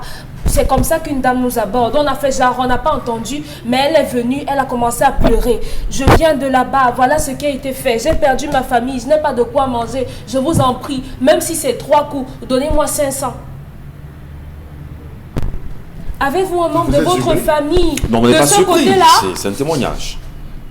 Cette dame-là, vraiment, à ce ministère. Non, les deux, à ce moment, il faut y mettre les affaires sociales ici. Moi, je n'ai pas des affaires sociales. Hein. Et Ce là, sont les prérogatives de ce la- ministère. Moi, ce qui encadre les prérogatives, il y en a 5. J'estime qu'au niveau de la protection de l'enfance, madame répond aux abonnés absents. Elle n'a rien à faire là-bas. Rien du tout à faire. On nous a enfumé ici à la période de mars dernier. On a sorti un car qui a ramassé 2-3 enfants dans la rue. Ça, c'est de façon globale. Mais pour les déplacés de la TIS, qu'est-ce qui a été fait? Même lorsque vous parcourez certaines études, on vous dit que dans les pays qui ont des guerres, qui ont des conflits, 80% des déplacés internes sont constitués de femmes et d'enfants. On revient dans la protection de la femme et de la famille. Qu'est-ce qui a été fait? Rien. On a organisé le séminaire pour dire que venez plutôt fêter le 8 mars, laissez Kanto, n'est-ce pas? On les a vues. Elles sont sorties. Elles ont eu des budgets pour ça. Pourtant, juste à côté, je crois en 2009, à l'ONU, on a décidé de mettre l'éducation en priorité. Les déplacés, les orphelins ont besoin d'éducation, de nutrition et de santé. Ce que le gouvernement camerounais ne leur donne pas. Il faut le ne dire. leur donne absolument pas. Puisqu'on met le bistouri dans l'abcès, il faut qu'on le dise. Le problème fondamental, au-delà justement de tout ce qui a été dit sur le plateau, en réalité, c'est le chef de l'État qui est absent. Merci Michel Ngatou. Oui, Le chef de l'État il est absent, il fait preuve d'absence, On il leur n'est pas demande. au parfum. Il vous regarde. Il nous regarde justement comme chaque matin. matin. Oui, il nous regarde. Le chef de l'État est absent, il n'est pas au parfum des Camerounais. Plus grave, des orphelins. Et c'est grave qu'on soit quand même dans un pays où on dit qu'on a eu un chef d'État élu à 71% et plus, qui soi-disant est censé être proche des populations, plus grave des orphelins, des veuves. Mais il nous sait donc à quoi? Permettez-moi de ne pas être d'accord avec vous. Tout le monde voit M. Malachi Manaouda, malgré tout ce qu'on peut lui reprocher, parce qu'on a des reproches à lui faire. On l'a vu se déguiser dans des hôpitaux. On l'a vu prendre une mesure contre les médecins qui ont filmé Blériot et contre le monsieur qui a filmé Monseigneur le cardinal. On a eu besoin que le président le fasse. Pas du tout. Non. Donc, n'essayez pas de dédouaner cette dame. Elles ne font pas leur travail. Pourtant, ce sont des mères d'enfants. Lorsque vous passez, vous voyez une petite fille de 14 ans qui a à peine la poitrine, qui est en train de pousser. Lorsque vous la regardez, vous voyez effectivement que cette fille apprend encore à faire sa toilette. Mais elle est placée derrière un poteau des néos parce qu'elle attend des clients là-bas. Et vous voyez des pédiatres, des hommes en train de venir acheter leurs services. Elles vous diront, elles n'ont pas, on a vu ce reportage au mois de mars de l'année dernière, elles n'ont pas de quoi manger, elles ont besoin de 150. Je vous épargne les histoires que je reçois tous les jours. Beaucoup de Camerounais, dans l'ensemble, en petits groupes, font le maximum, du moins le leur, pour pouvoir apporter un certain soutien. Et lorsqu'on appelle, on se rapproche même de certaines personnes, de certaines personnalités pour un possible accompagnement, rien. Une fille vous dit, vraiment, mes serviettes hygiéniques, ce sont des feuilles de bananier, ce sont des herbes que j'utilise pour me protéger. C'est vrai. Je n'ai pas, j'ai des démangeaisons. Un autre va vous dire, je dors dans le sol d'une église parce que si je ne fais pas comme ça, je ne pourrais même pas avoir de toit sur ma tête en période de pluie. Il faut le dire. D'autres se prostituent, d'autres sont arrivés avec des enfants.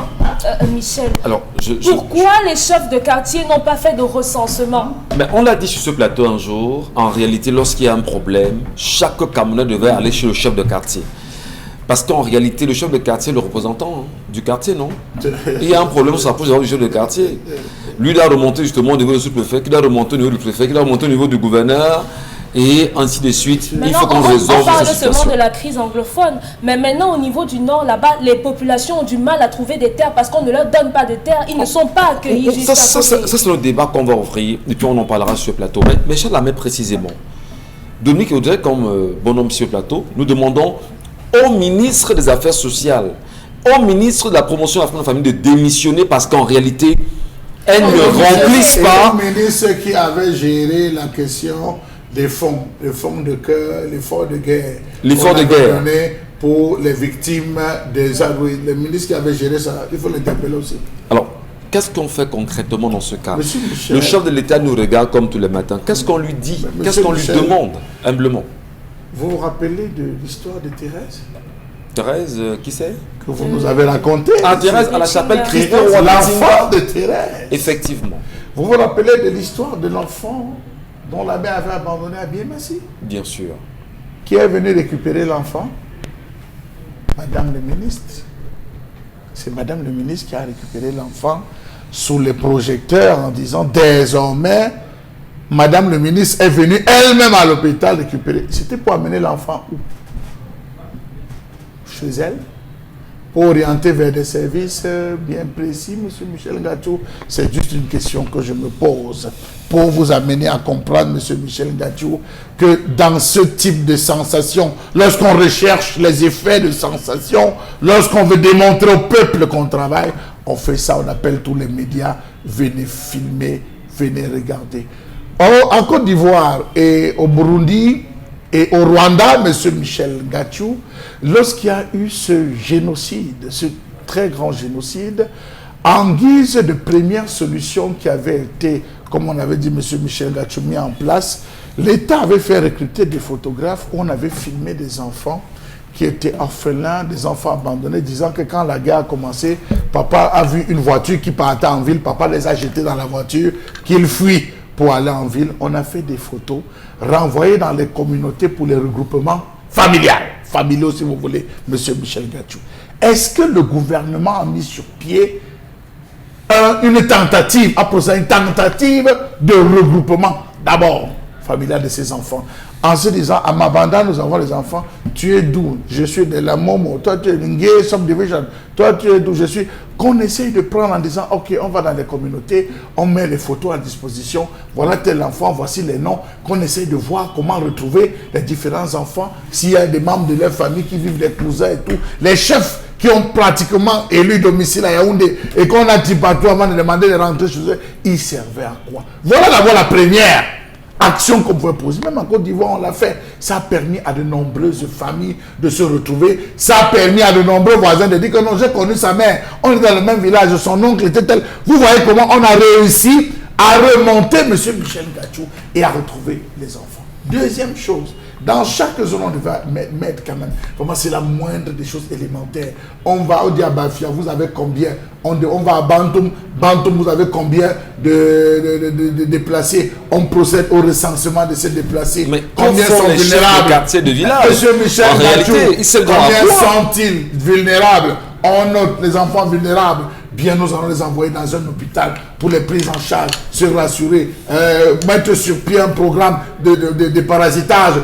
Voilà des actions qu'on devrait poser. Aujourd'hui, dans les quartiers, ce sont ces enfants qui sont maltraités dans des maisons parce que certaines personnes, parce que il faut le dire, hein, M. Michel Gachou, vous avez des personnes qui sont en train de regarder la télé ici, mais qui sont vicieuses. Vicieuses parce qu'ils disent que j'ai aidé l'enfant là. C'est un enfant qui dormait, je l'ai pris. C'est le domestique de la maison, payez-le. Occupez-vous de lui. Vous avez des jeunes filles que les gens prennent à annoncer une fille de la crise anglophone. Reste ici à la maison, je vais faire. La nuit, c'est le père qui va coucher la fille. Qui va coucher cette fille. Et avec des voisins qui ne dénoncent pas M. Michel Gachou. À cause de l'État. À cause de l'État, M. Michel Gachou. Et l'injustice. Du gouvernement, à cause de l'État et de l'injustice. Il faut dénoncer ce type de personnes. Dans les quartiers, vous voyez ces jeunes. M. Michel, faites un tour à quoi ça, Faites un tour, je vous assure, prenez votre temps le soir à partir de 16h à 18h, vous allez voir, vous allez couler des larmes. On pouvait mettre sur pied un programme de resocialisation. Oui. Le ministère des Affaires sociales a tellement de partenaires pour envoyer les machines à coudre. À l'époque, ça se passait comment, M. Michel Gachou? On va envoyer les machines à coudre. On dit, ok, trouvez-nous un espace à Bonabéry, on va se lancer. Je tire quand même un coup de chapeau au sultan de Bamoun. Le sultan de Bamoun a donné plus de 2000 hectares. 2000 hectares de terre, lui, en disant que ceux qui sont sur ces terres, au lieu d'être bandits à Fouman, non, voilà les terres. Venez me voir, non. Venez me voir. On va répartir, on va organiser pour vous donner les terres, vous allez cultiver pour ne pas manquer. Si vous n'avez pas où dormir, battez-vous à monter quelque chose, regroupez-vous en gigue, vous montez quelque chose, on va voir les appuis. Ça, moi, je tiens un coup de chapeau sur le plan de Bamoun. Ça, il a fait dans le Noun. Vous avez vu que la tendance est moins forte de ce côté parce que lui, il a au moins pris le taureau par les cornes. Mais regardez ailleurs. Regardez. Merci beaucoup, Chalamé Bachou. Il dorme partout dans la ville. La colère, justement, vous la partagez avec les nombreux Camerounais qui nous regardent ce matin.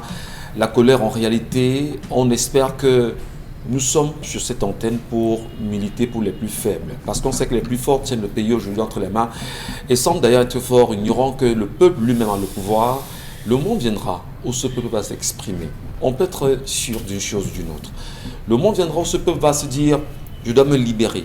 Le monde viendra, quelle que soit la somnolence. Le monde viendra, quel que soit l'endormissement. Le monde viendra, quelles que soient les méthodes mises en place pour pouvoir tenir le peuple et surtout le faire peur. D'ailleurs, on va dire que le peuple aujourd'hui n'a presque plus peur.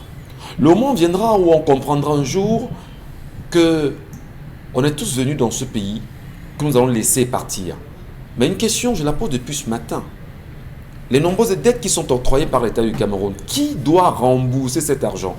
Honnêtement, est-ce qu'on va vraiment retenir du chef de l'État, de son gouvernement, de ses nombreux gouvernements, qu'en 40 ans de pouvoir, on a hérité des dettes de Paul Biya et son gouvernement? Est-ce que vraiment c'est ce qu'on doit garder? Qui doit rembourser ces argent? Et au-delà de l'argent, on voit des enfants dont on passe sur ce plateau. Qui doit s'occuper de ces enfants orphelins? Au Nozo, à l'extrême nord. Qui doit s'occuper de ces enfants? C'est une grosse colère quand même ce matin. Et on l'exprime avec, on va dire, tous les éléments qui vont avec. Il n'y a rien de rigolo. Et on voudrait justement que chaque Camerounais qui nous regarde ce matin, quel que soit l'endroit où vous nous regardez, ensemble on doit interpeller Paul Biya sur ce fait. Lui demander qu'est-ce qu'il fait. Et il faut dénoncer les voisins qui gardent les enfants chez eux, les maltraitent. et les amène à avoir des sévices incroyables. Il faut les dénoncer au plus vite. Même comme on sait qu'on a une justice au solde de X et de Y, il faut dénoncer. Même ici, on va rendre compte. Isabelle Carole, que nous disent nos téléspectateurs ce matin? Les femmes ont dit qu'on a légalisé le sexe. Pourquoi l'homme qui part vivre avec la femme est appelé gigolo?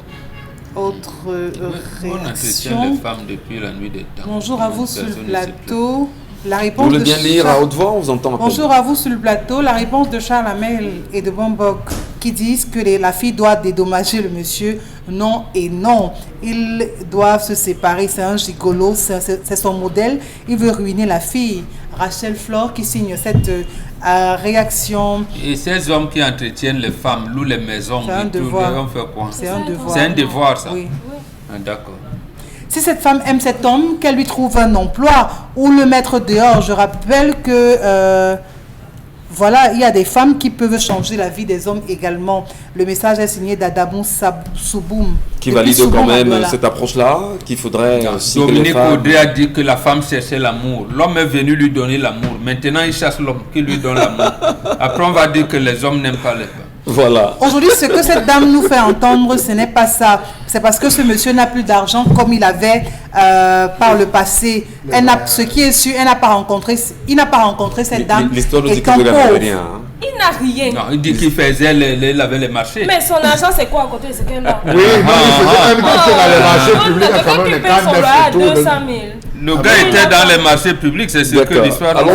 Son erreur, c'est d'avoir accepté qu'il vienne s'installer chez elle, qu'elle arrête de se plaindre et de vivre là. Maggie depuis Cotonou qui envoie cette réaction. Cette femme n'est vraiment pas sérieuse. Elle sait à quoi elle joue. Ernest depuis Bonamoussati. Vouloir que son homme travaille, c'est être insérieuse. Non, on n'est pas insérieuse. Il faut arrêter la blague là. Hein? On dit ça dans les couloirs d'Equinox. Bonjour, moi c'est Chofo depuis Bouddha. Toutes les filles sont les croqueuses de diamants. Il faut déjà en avoir. Merci mon fils. Il faut déjà en avoir. Bonjour le panel. Ce gars est simplement un gigolo. Sa sœur en a eu certainement assez de lui et il s'est accroché à cette dame comme un sensu. Soit il sort se battre, soit elle le vit proprement. Un vrai bantou ne mange pas de ce pain. Agréable journée à vous. Bientôt le Cameroun va se transformer en Europe. On sait que les femmes mettent les hommes dehors n'importe comment là-bas. C'est pas un bantou. C'est elle qui paye, donc il dégage. D'accord. Dominique le dit très bien. C'est elle qui paye, donc il dégage. Charles Hamel. Un homme décide de faire le break pour un an. Je me repose un peu, j'ai trop travaillé. On trouve qu'il est gigolo. Oui. Même quand vous faites le break, même si j'ai dit vous avez des femmes qui restent dans les maisons 4 ans, 5 ans, elles ne font rien. Est-ce que ça nous pose un problème? Ça nous dérange? On assume. Et des femmes qu'on a dit ça, elles sont à la maison, on assume. Ce sont vos femmes, non? Mais supporter, c'est pas son nom. C'est pas une faveur. Ce n'est pas une faveur. Supporter un homme. Non, c'est pas une faveur. Supporter un homme 2-9 mois. La femme pleure comme ça. Oui, il faut qu'elle pleure. C'est pas une faveur que vous nous faites que d'avoir un logement ou encore à sonner le matin. C'est pas une faveur, c'est un devoir, c'est une obligation. Vraiment, estimez-vous heureux. Parce que oui, non, il faut vous estimer heureux parce que nous, on vous a accepté. C'est la femme qui doit dire. J'aimerais bien qu'on a sur les civilisations indiennes, je pense bien. Vous savez que là-bas, c'est la femme qui s'occupe de l'homme, non? Oui, là, vous dites bien là-bas. Nous, on est ici. La femme, chaque matin, en se levant, devrait dire merci Seigneur, parce que j'ai encore un homme à mes côtés. Qui me chauffe. Merci Seigneur. Pour les femmes chrétiennes, ne tapez pas votre bic. Je dis toutes les femmes devraient se lever le matin et dire merci Seigneur. Pour le gars que tu m'as donné. Il m'ennuie, il m'embête, mais merci Seigneur. Et quand vous allez au marché, regardez celles qui n'en ont pas. Et Charles Hamel, je vous jure, si on revient dans 15 ans, quand elle aura ses 45 ans, elle sera à l'église et elle va dire Dieu, Seigneur, donne-moi mon mari. Donne-moi un homme qui me réchauffe. Je vous dis, chaque femme devrait se lever. Le message. S'agissant de l'histoire du jour, il faut que la femme fasse attention car les hommes sont devenus de nos jours très calculateurs et très méchants. Le même scénario s'est passé à Foumal en 2003 quand la femme a voulu imposer des responsabilités à l'homme. Il a tué avec ses 2 enfants. Irène Wamba depuis Bafoussam qui envoie ce message. À bon entendeur, salut. Non. Ça, c'est il y a les méchants. C'est un méchant. Ça, c'est une exception. Ça, c'est une exception, mais c'est un monsieur méchant. Félix de Yaoundé nous dit bonjour le plateau, le gouvernement. Ils sont tous des bandits, ils suivent cette émission chaque jour, mais ils ne changent pas. Qu'allez-vous faire? Il demande ce qu'on va faire parce que tous les jours le gouvernement... Mais je voulais quand même dire qu'il y a une histoire qui tourne depuis quelques jours sur les réseaux sociaux concernant justement un homme qui d'ailleurs aurait pris d'arracher la femme d'un haut commis de l'État, d'ailleurs ancien directeur général d'une structure bien étatique. Et tout se dit sur cet homme sur la toile. Est-ce qu'on ne serait pas dans un schéma pareil? Suivez mon regard. J'ai d'abord un problème. Est-ce que les gens ont le droit d'interférer sur qui a pris la fille de qui n'a pas pris? D'abord... Vous voulez quoi? Quand vous êtes homme public, votre vie est forcément dehors. Ça vous concerne? Non, il y a des paparazzis. Vous croyez que si au Cameroun... Ça fonctionne ici. Mais non, c'est pour dire que si vous croyez que chez vous, ça ne fonctionne pas. Il y a des gens qui commencent à l'intégrer chez nous en disant que nous, on veut vendre à travers l'histoire de M. Charles Amel Bachou. C'est le biscuit, c'est la chose qu'il y a dans sa vie là que nous voulons vendre. Et je vous rappelle justement qu'il y a des magazines, que ce soit en Europe, que ce soit aux États-Unis, qui ne vendent que des unes concernant les vies privées. Les photos. Donc vous pouvez bien comprendre qu'aujourd'hui, on en soit là. Les messages, je vous en prie, Isabelle Carole, et ensuite Dominique Audrey. Autre réaction SMS, bonjour à vous sur le plateau. Pourquoi ces gens ne réagissent pas face aux souffrances des populations? Trop c'est trop, il y en a marre dans ce pays. D'accord. Dominique Audrey, qu'est-ce qu'on nous dit sur Equinox Télévision, pour ceux qui nous regardent là-bas? Larios Ndouan Meli dit le gars est fort à la base. Aujourd'hui, la go se rend compte que seul le plaisir sexuel là ne suffit pas. On a bonjour à tous les membres du plateau. Le message vient de Stéphie La Merveille Chafa. Concernant l'histoire, ma soeur du Sud est simplement tombée dans son propre piège qu'elle assume sans se plaindre. Les charges qu'elle supporte au quotidien ne sont pas suffisantes. Il faut qu'elle se rassure que les enfants que le monsieur a abandonnés pour elle soient bien cadrés. Elles sont nombreuses ici dehors à vouloir acheter l'homme avec l'argent, sauf qu'il vivait encore chez sa soeur. Donc c'est un fils à papa. Elle peut même avoir menti. Elle vivait avec sa soeur ou elle vivait chez sa soeur? Il vivait chez sa soeur. Humoriste Jacob nous dit l'homme la souille les hommes, mais cette femme aussi n'est pas sérieuse. Elle croyait trouver un monsieur qui devait avoir plus tard. Malheureusement pour elle, l'eau a trouvé l'huile. Mais il faut quand même se demander. Donc vous voulez. Moi, je veux savoir. On se met avec un homme pour l'entretenir. Je veux savoir. Quand même. Mais c'est les vrais féministes. En réalité, les vrais féministes entretiennent les hommes. Les vrais féministes n'ont pas besoin de l'argent des hommes. Voilà. Chacun vient avec sa part. Je voudrais qu'on se comprenne. Il dit bon, tes milliards là, ça me sert à rien. Viens, je t'entretiens. Garde ça pour toi. C'est ça les vrais féministes. Quand même. Comment est-ce que c'est raisonnable? Vraiment que ce soit la femme qui s'occupe de vous. Vraiment, je pose la question bêtement. Est-ce que c'est raisonnable que vous vous couchez dans une maison, la femme paye le loyer, la femme paye les factures? Non, le féminisme, c'est un mouvement qui est né avec les événements de mai 68. Nous vous disons que, premièrement, l'Occident qui était pédéraste n'a pas de préhistoire. Et la femme voulait se libérer parce que c'est à l'Occident que la femme était enchaînée. Elle se bat pour avoir ses droits. Chez nous, ça n'existe pas. La femme ne se bat pas pour avoir ses droits. Elle est une déesse.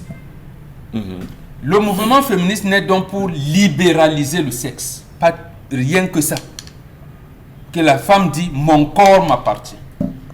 C'est au fil des ans qu'ils ont allé à Bédine, monté et descendu, ainsi de suite, ainsi de suite.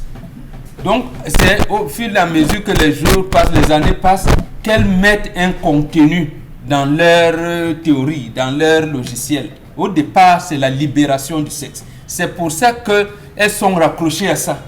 Et comme à un moment donné, la crise économique peut arriver, on dit, est-ce que tu acceptes qu'un homme fasse ceci? Est-ce que tu acceptes ceci? Donc, en fait, il faut revenir. Mais je reviens un moment maintenant.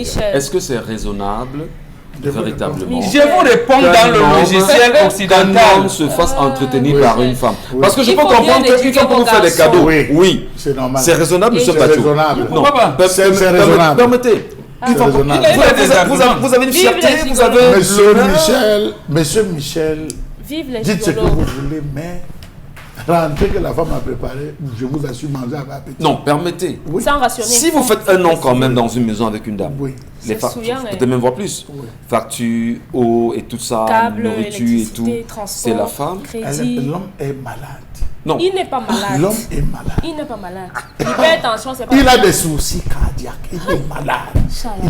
Il a des risques d'AVC. Laissez-le se reposer. Mais qui se repose Mais sur non, ses laissez-le parents, se non? reposer. Et c'est même la femme là qui a la conséquence. Non, Elle ce n'est pas fait partie des circonstances aggravantes de sa maladie. Laissez-le se reposer. Parce que tous les malades. S'il est donc malade, ça veut dire qu'il a un cœur fragile. Non, Oui, c'est pas s'il a un cœur la fragile, femme- il reste chez sa sœur. La femme l'a rendu malade. Oui, c'est la femme. Mais moi, je La demande femme souvent, l'a rendu vous faites malade et comment? maintenant veut... Vous faites comment pour rencontrer un homme qui habite chez sa sœur? Vous faites comment, les femmes? Parce que C'est que vraiment, vous la femme, validez c'est là. toi aussi Monsieur que vous- Michel, vous- je vais vous valider là. J'ai posé la question. Beaucoup de femmes vont regarder, les femmes mariées vont se dire que tu es à la maison, tu ne sais rien. Non, il est malade. Ils sont venus m'a dit Pour travailler sur un ordinateur, laissez-le on a se besoin de reposer. Non, quoi? j'ai dit laissez-le Sinon, se reposer. il faut- Elle n'en est pas tuant, apprenez à supporter. Charles, Mais je voulais quand même dire aux Vous n'êtes pas femmes, sérieux. lorsqu'on a la chance aussi d'avoir un homme à côté de Ce soi. n'est pas son homme. Permettez-nous. Allez rendre Vous visite n'allez à pas un homme faire de comme temps ça, en c'est temps. le Dieu. Non, Ce qui non, vit sur non, ton non. toit, ce n'est pas ton homme. Il y a une différence entre un homme et un Dieu. Donc, faites donc non, À 6 mois, Ah, à c'est 6 ça. mois, vous êtes mariés. Vous êtes d'accord avec moi? Je suis d'accord. Sauf Mais que- sporadiquement, vous allez quand même chez elle, vous revenez. Oui, on peut comprendre. Mais quand même, vivre avec une femme et qu'elle s'occupe des factures, moi je pense quand même que... Vous êtes Parce dans que quel vous êtes- logiciel là? Logiciel. Ça, c'est quel Si vous logiciel? êtes dans Je le pense logiciel quand même Bantou, que- vous êtes dans le logiciel... Non, il n'y a pas de l'Occident. choix à faire. Restons non, cohérents. La logique. Je pose juste la question. Voilà, Quand lorsqu'on va même. vous ramasser maintenant, on va vous Dignité, dire que c'est honneur, celle la fierté, culture. vous n'en avez pas, hein, quand Vous même. êtes dans quel logiciel? Non, fierté, honneur, Je vous dignité, c'est dis, voilà, dites donc, détruisez donc le mouvement féministe. Un homme qui Puisque va au elles mariage. entretiennent les hommes. où. D'accord. Le mouvement Ouais, féministe. détruisez donc. C'est À ce l'égalité. Et dans cette égalité, chacun se prend en Allez, charge. rapidement. Justement, ça veut dire que Un même gigolo, dans le bus, c'est un un gigolo. homme ne peut plus se lever quand une femme entre. Voilà. Même il faut qu'on recrute. Quand les dockers, on va recruter les dockers au port de Kribi. On va dire 1000 dockers, 500 femmes, 500 hommes. C'est ça l'égalité. Elles Très bon avaient procédé. essayé ça, rappelez-vous, elles avaient essayé ça il n'y a pas longtemps. Allons-y. Concernant le dépannage des lignes moyennes et haute tension, les femmes avaient essayé jusqu'à ce qu'une femme s'écroule à une certaine hauteur et qu'on arrête. Parce que vous voyez, les femmes justement disent qu'il n'y a pas de métier que les hommes font, on ne peut pas faire. Elle dit, ah d'accord, vous voulez monter sur les poteaux? Allez-y. Une femme s'était écroulée, monsieur Michel Gacho, parce qu'elle pense que la morphologie, le physique de l'homme est pareil au sien. Donc on arrête un peu Voilà. ça et qu'on reste chacun dans son carreau, on verra les choses. Soyez hommes, Merci, occupez-vous de merci vos beaucoup foyers. Dominique Audrey, merci. La revue des réseaux sociaux, madame, messieurs, dans un instant on en parle. Et en parlant bien sûr de revue des réseaux sociaux, on adresse beaucoup de soutien à ceux-là qui chaque jour sont sur la toile, à nous laisser pas mal de commentaires. Et on va revenir certainement dans les jours à venir sur cette histoire d'une école dans laquelle le ministre de l'éducation de base était passé bien sûr ici à Bonabéry et nous a fait des promesses, mais alors de très grandes promesses par rapport à la reconstruction de cette école. Nous vous ramènerons des images de cette école aujourd'hui et vous nous direz exactement, pas aujourd'hui, peut-être en semaine, Oui. hein, Dominique, hein, Isabelle, En semaine. on reviendra avec les images de cette école qui d'ailleurs font aussi le tour hein, sur les réseaux sociaux. Mais ce matin déjà, il s'agit de quoi? Nous vous écoutons. Ce matin, justement, c'est cette circulaire du gouverneur de la région de l'Ouest qui fait dans la une sur la toile avec, bien sûr, cette décision de suspension d'organisation des funérailles, voilà, sur toute l'étendue de la région de l'Ouest. Et bien sûr, ça a compté la date de signature, justement.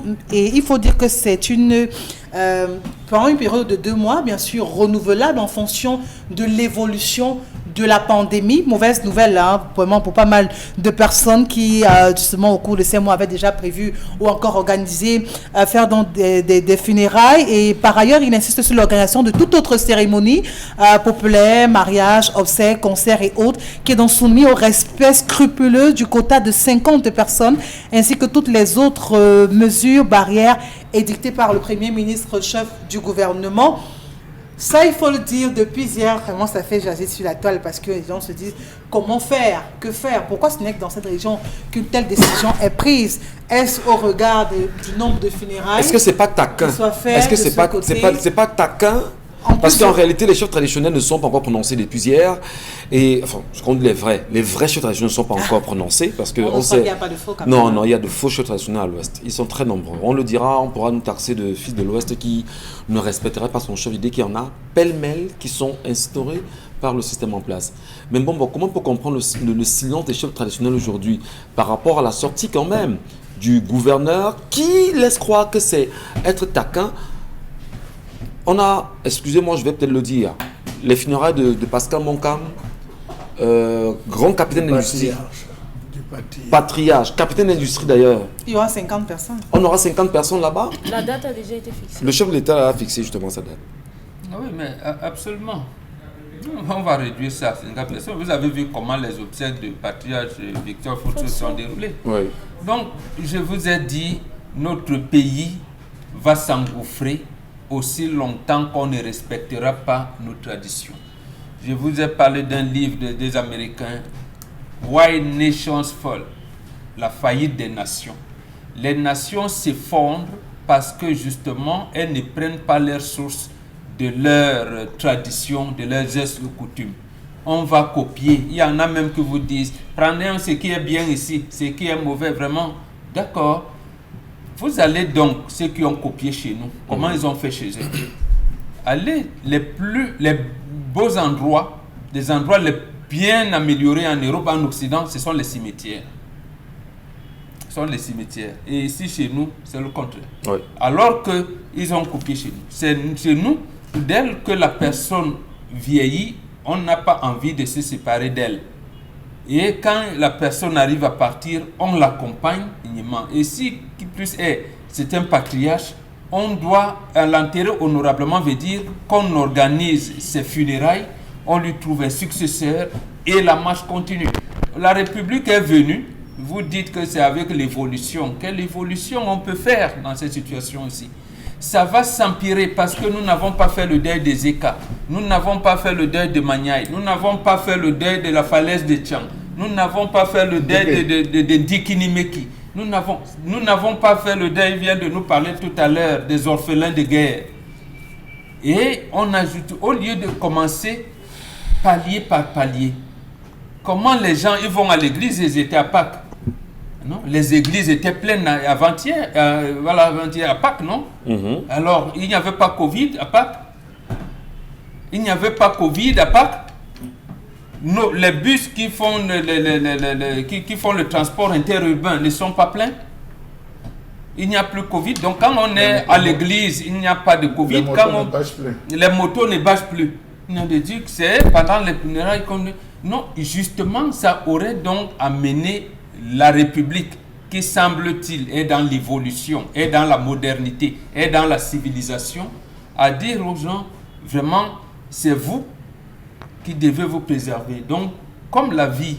On devrait plutôt avoir une sensibilisation, vous dire, vous pouvez être, je ne sais pas, 1000, 2000 dans vos funérailles, mais il faut prendre toutes les mesures nécessaires. Et maintenant, quand on interdit, donc je dis au gouverneur de l'Ouest, où est l'eau? D'accord, on est là, il n'y a pas de funérailles, il n'y a même pas des obsèques de qui que ce soit. L'eau ne coule pas. On coupe l'électricité partout. À l'Ouest, précisément. Voilà, mais on coupe l'eau partout. Hein? Ouais. Vous allez donc vaincre le Covid comment? En mettant les masques dans la transpiration avec la poussière. C'est-à-dire que les masques vont former un bouillon de culture des microbes. Donc, en plus du Covid, vous aurez d'autres. Je voudrais quand même qu'on se le dise. C'est inimaginable, ça. Sur la décision, bien évidemment, du gouverneur à revoir les gestes barrières et à limiter le nombre de personnes dans les funérailles, sur soit l'organisation des funérailles sur 2 mois, renouvelable, dit-il, on a quand même qu'en pays Bamileke, Charlemagne Batchou, lorsqu'on a un funérail, lorsqu'on a un enterrement, un papa ou un patriarche peut décéder avec 10 ou 20 enfants. C'est d'abord les 20 enfants qui seront là premièrement. Les femmes les femmes et les maris, enfin, les maris et les femmes justement de ces enfants, les petits-enfants, etc. Alors, est-ce que c'est une possibilité aujourd'hui, Charlemagne Batchou? Comment vous appréciez cet appel, cette injonction du gouverneur qui quand même crée polémique depuis hier? Monsieur Michel, ça ne peut pas créer polémique dans la mesure où cet arrêté est sous le décret parce qu'il y a un décret présidentiel, M. Michel Ngattchou, il faut faire très attention. On a un décret présidentiel qui a été, n'est-ce pas, publié, rendu public, et je crois que cela démontre plutôt, moi je voudrais aborder la question de la cacophonie qui existe au sein de la gestion administrative. Le gouverneur de la région de l'Ouest est le représentant du chef de l'État, mais il rencontre à son ministre de tutelle, qui est le ministre de l'administration territoriale. Alors, est-ce que la décision prise par le gouverneur de la région de l'Ouest a reçu l'approbation du ministre de l'administration territoriale? Première question qu'il voudrait se poser. Est-ce que le ministre de l'administration territoriale, qui est par ailleurs secrétaire national du Conseil national de la sécurité, était au courant, M. Michel Ngattchou, de ce décret? Donc vous vous rendez compte qu'à chaque poste, les gens se battent à prendre des décisions. À chaque poste, les gens se battent à essayer de décider, de jouer au roi pétoulet. Alors, M. Michel Ngattchou, il n'y a pas cette cohésion. On va interdire à l'Ouest d'avoir 50 personnes. Vous êtes parti au marché A de Bafoussam. Vous êtes allé au marché B de Bafoussam. Mais je vous demande, c'est plus qu'un funérail. Le marché B de Bafoussam, c'est un funérail quotidien. Sauf qu'il n'y a pas de cadavre, il n'y a pas de tam-tam. Vous savez combien de gens sortent de Bamendjou, Bameka, Bamungoum? Les gens sortent de partout, M. Michel Ngattchou, pour faire les marchés de ce côté. Est-ce qu'il a pensé? Je m'attendais que dans cette arrêté, qu'il précise que n'allez pas au marché. Alors si d'un côté on laisse les gens aller au marché, qu'on dise ne vous agglutinez plus, et qu'on laisse les églises fonctionner, les mosquées fonctionner, ça veut dire que ça n'a pas d'utilité, M. Michel Ngattchou. C'est juste pris pour des effets cosmétiques, histoire de dire qu'on travaille. On ne travaille pas, M. Michel Ngattchou. Le marché B, par jour, je dis par jour, faites un tour avec votre caméra, lancez le drone. Les gens se frottent dans des couloirs, les gens passent. Mais, voilà, tout à fait. Mais les gens se fermé le marché de Bafoussam alors. Et là-bas dans le marché de Bafoussam. Est-ce qu'on le fera? Non, mais c'est le marché de Bafoussam. Pourquoi il ne ferme pas le marché de Et Bafoussam? le marché, les gens n'ont pas de cache-nez. Voilà. Les différentes boutiques n'ont pas d'eau, n'ont pas de savon, M. Michel Ngattchou. J'ai eu la chance d'être ces derniers moments à l'Ouest Cameroun et de voir un ensemble de deuil. Il n'y a pas longtemps, c'était à Bafoussam, où, M. Michel, lorsque vous arrivez dans certaines concessions, on vous remettait les masques. Les gens qui organisaient les funérailles, vous remettez les masques. D'autres ont fait acheter des gros gels hydroalcooliques. On vous obligeait à mettre. Et on installait. J'ai eu quand même cette occasion de voir. Je fais le même témoignage. Je présentais un mariage il y a quelques temps où je suis arrivé. Alors, il y avait tout un dispositif pour les invités. Il y avait environ 300 convives, mon Bengan. Il y avait vraiment des gels hydroalcooliques. Il y a justement des seaux pour se laver les mains. Et dès que vous entrez, on vous remet directement un masque. Et pendant justement la soirée, on vous dit, l'impresario vous rappelle que dans un instant, madame, monsieur sera, on passera tous à table pour le dîner.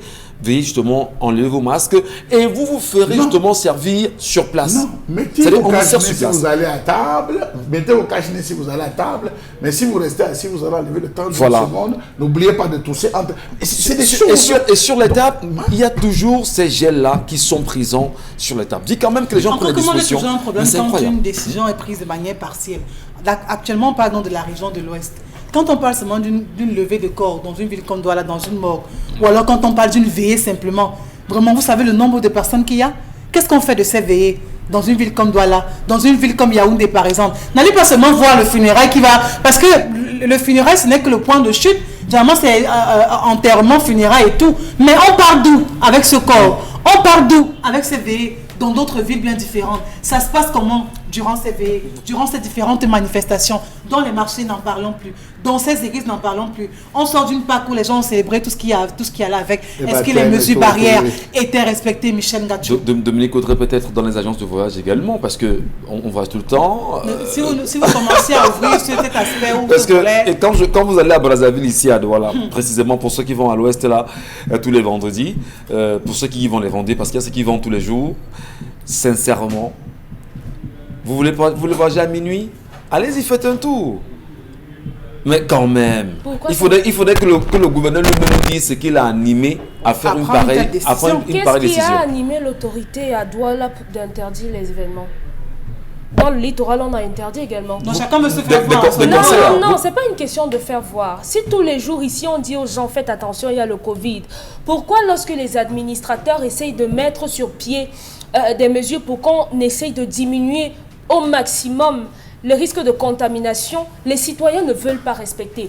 Si on continue d'avoir trop de gens dans des levées de corps, dans des événements, c'est parce que les Camerounais ne respectent pas.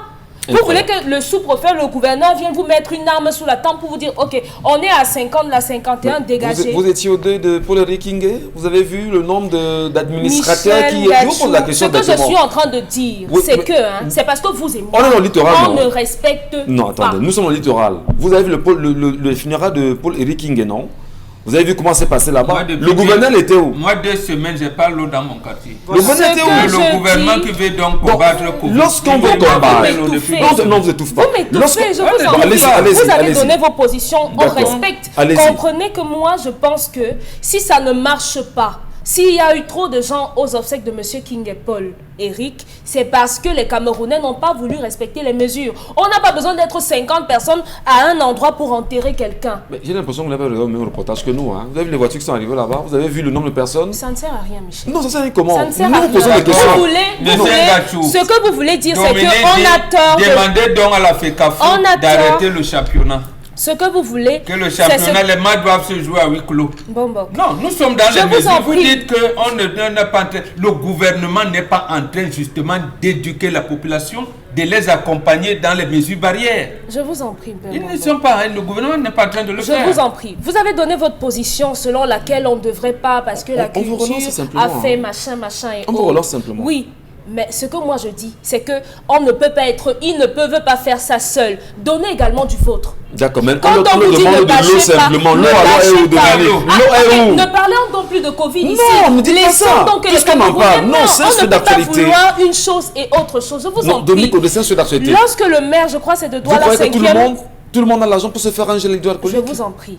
Lorsque le maire, je crois, Douala 5e ou 2e a demandé que les enfants restent à la maison, c'était pour le Covid, non? C'était bien, non? Oui. Pourquoi on a demandé que les gens respectent ça? Et vous avez vu la réaction? La réaction, justement, du préfet, non? Et après, il s'est ravisé, non? Vous dites que le gouvernement... Donc, ce que je veux dire, c'est que si chacun fait ce qu'il a à faire, les choses iront dans le bon sens. Non. Donc, soit on est d'accord avec le fait qu'il y a le Covid-19 et qu'on doit faire attention, soit on n'est pas d'accord et chacun, on attend, on va tous mourir. D'accord, sachez que même si votre corps tombe là en route, pour que ça ne sente pas, on va enterrer. Donc, faites comme vous voulez. Et justement, voilà une mauvaise orientation. Le cadavre ne transmet pas le Covid.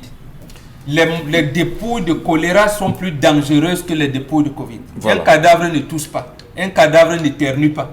Donc, en fait, c'est les vivants qui doivent prendre des mesures en allant accompagner l'un de leurs qui est parti, qui prennent des mesures. Mais comment le même gouvernement vous remet les corps? Les citoyens doivent être civilisés. Autre sujet, revue des réseaux sociaux, je vous en prie, Isabelle Carozoupet. Oui, revue des réseaux sociaux, on poursuit justement en parlant de cette grève donc des dialysés du côté de Yaoundé. C'était bien évidemment hier. Il faut donc rester au centre hospitalier universitaire donc de ce côté-là. Ils en ont choisi pour exprimer leur ras-le-bol de justement barrer la route comme vous pouvez le voir en image, justement pour exprimer leur courroux. Ces patients qui n'ont plus dialysé depuis, vous regardez dans ce jeune homme qui monte carrément son ventre parce que ça ne va plus. Il a besoin de pouvoir avoir ses soins pour nous voulons vivre.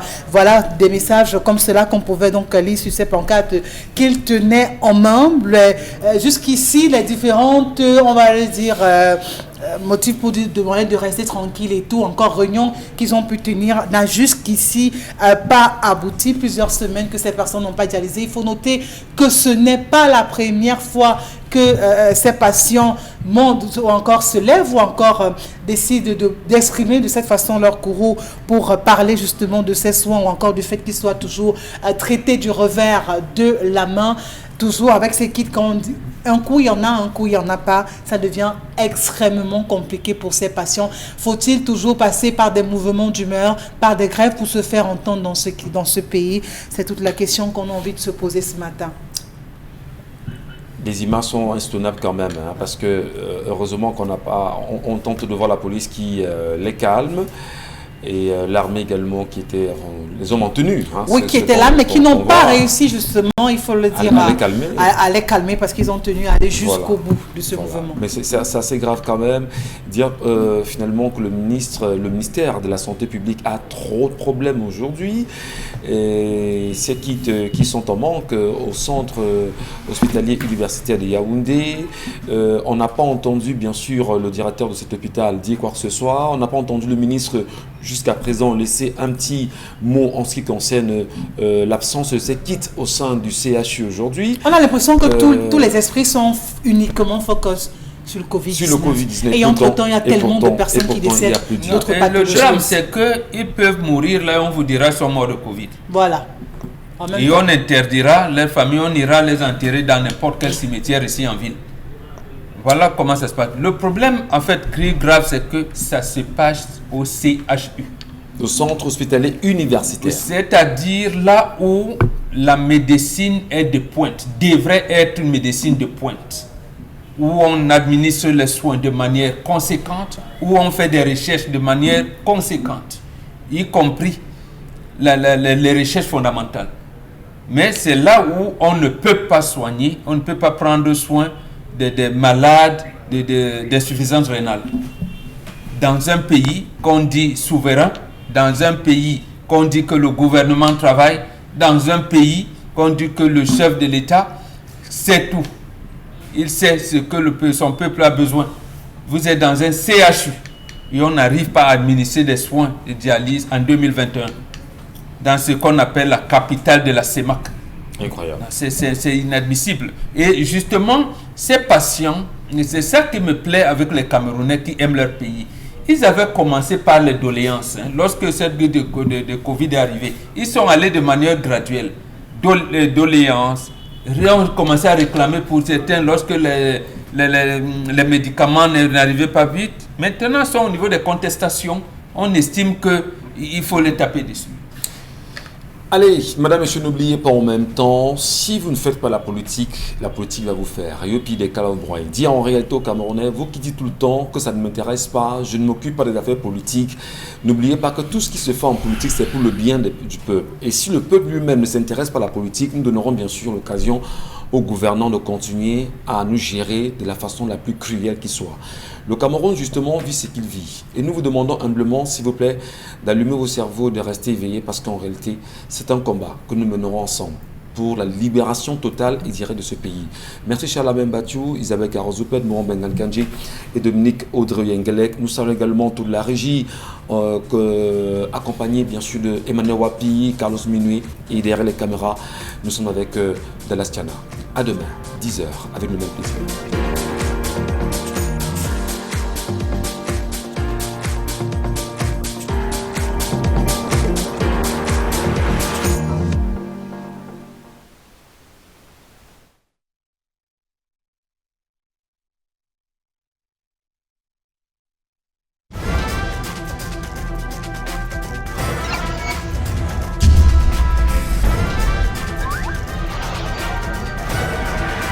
Equinox Télévision, au-delà de l'image, nous rendons compte. De lundi à vendredi sur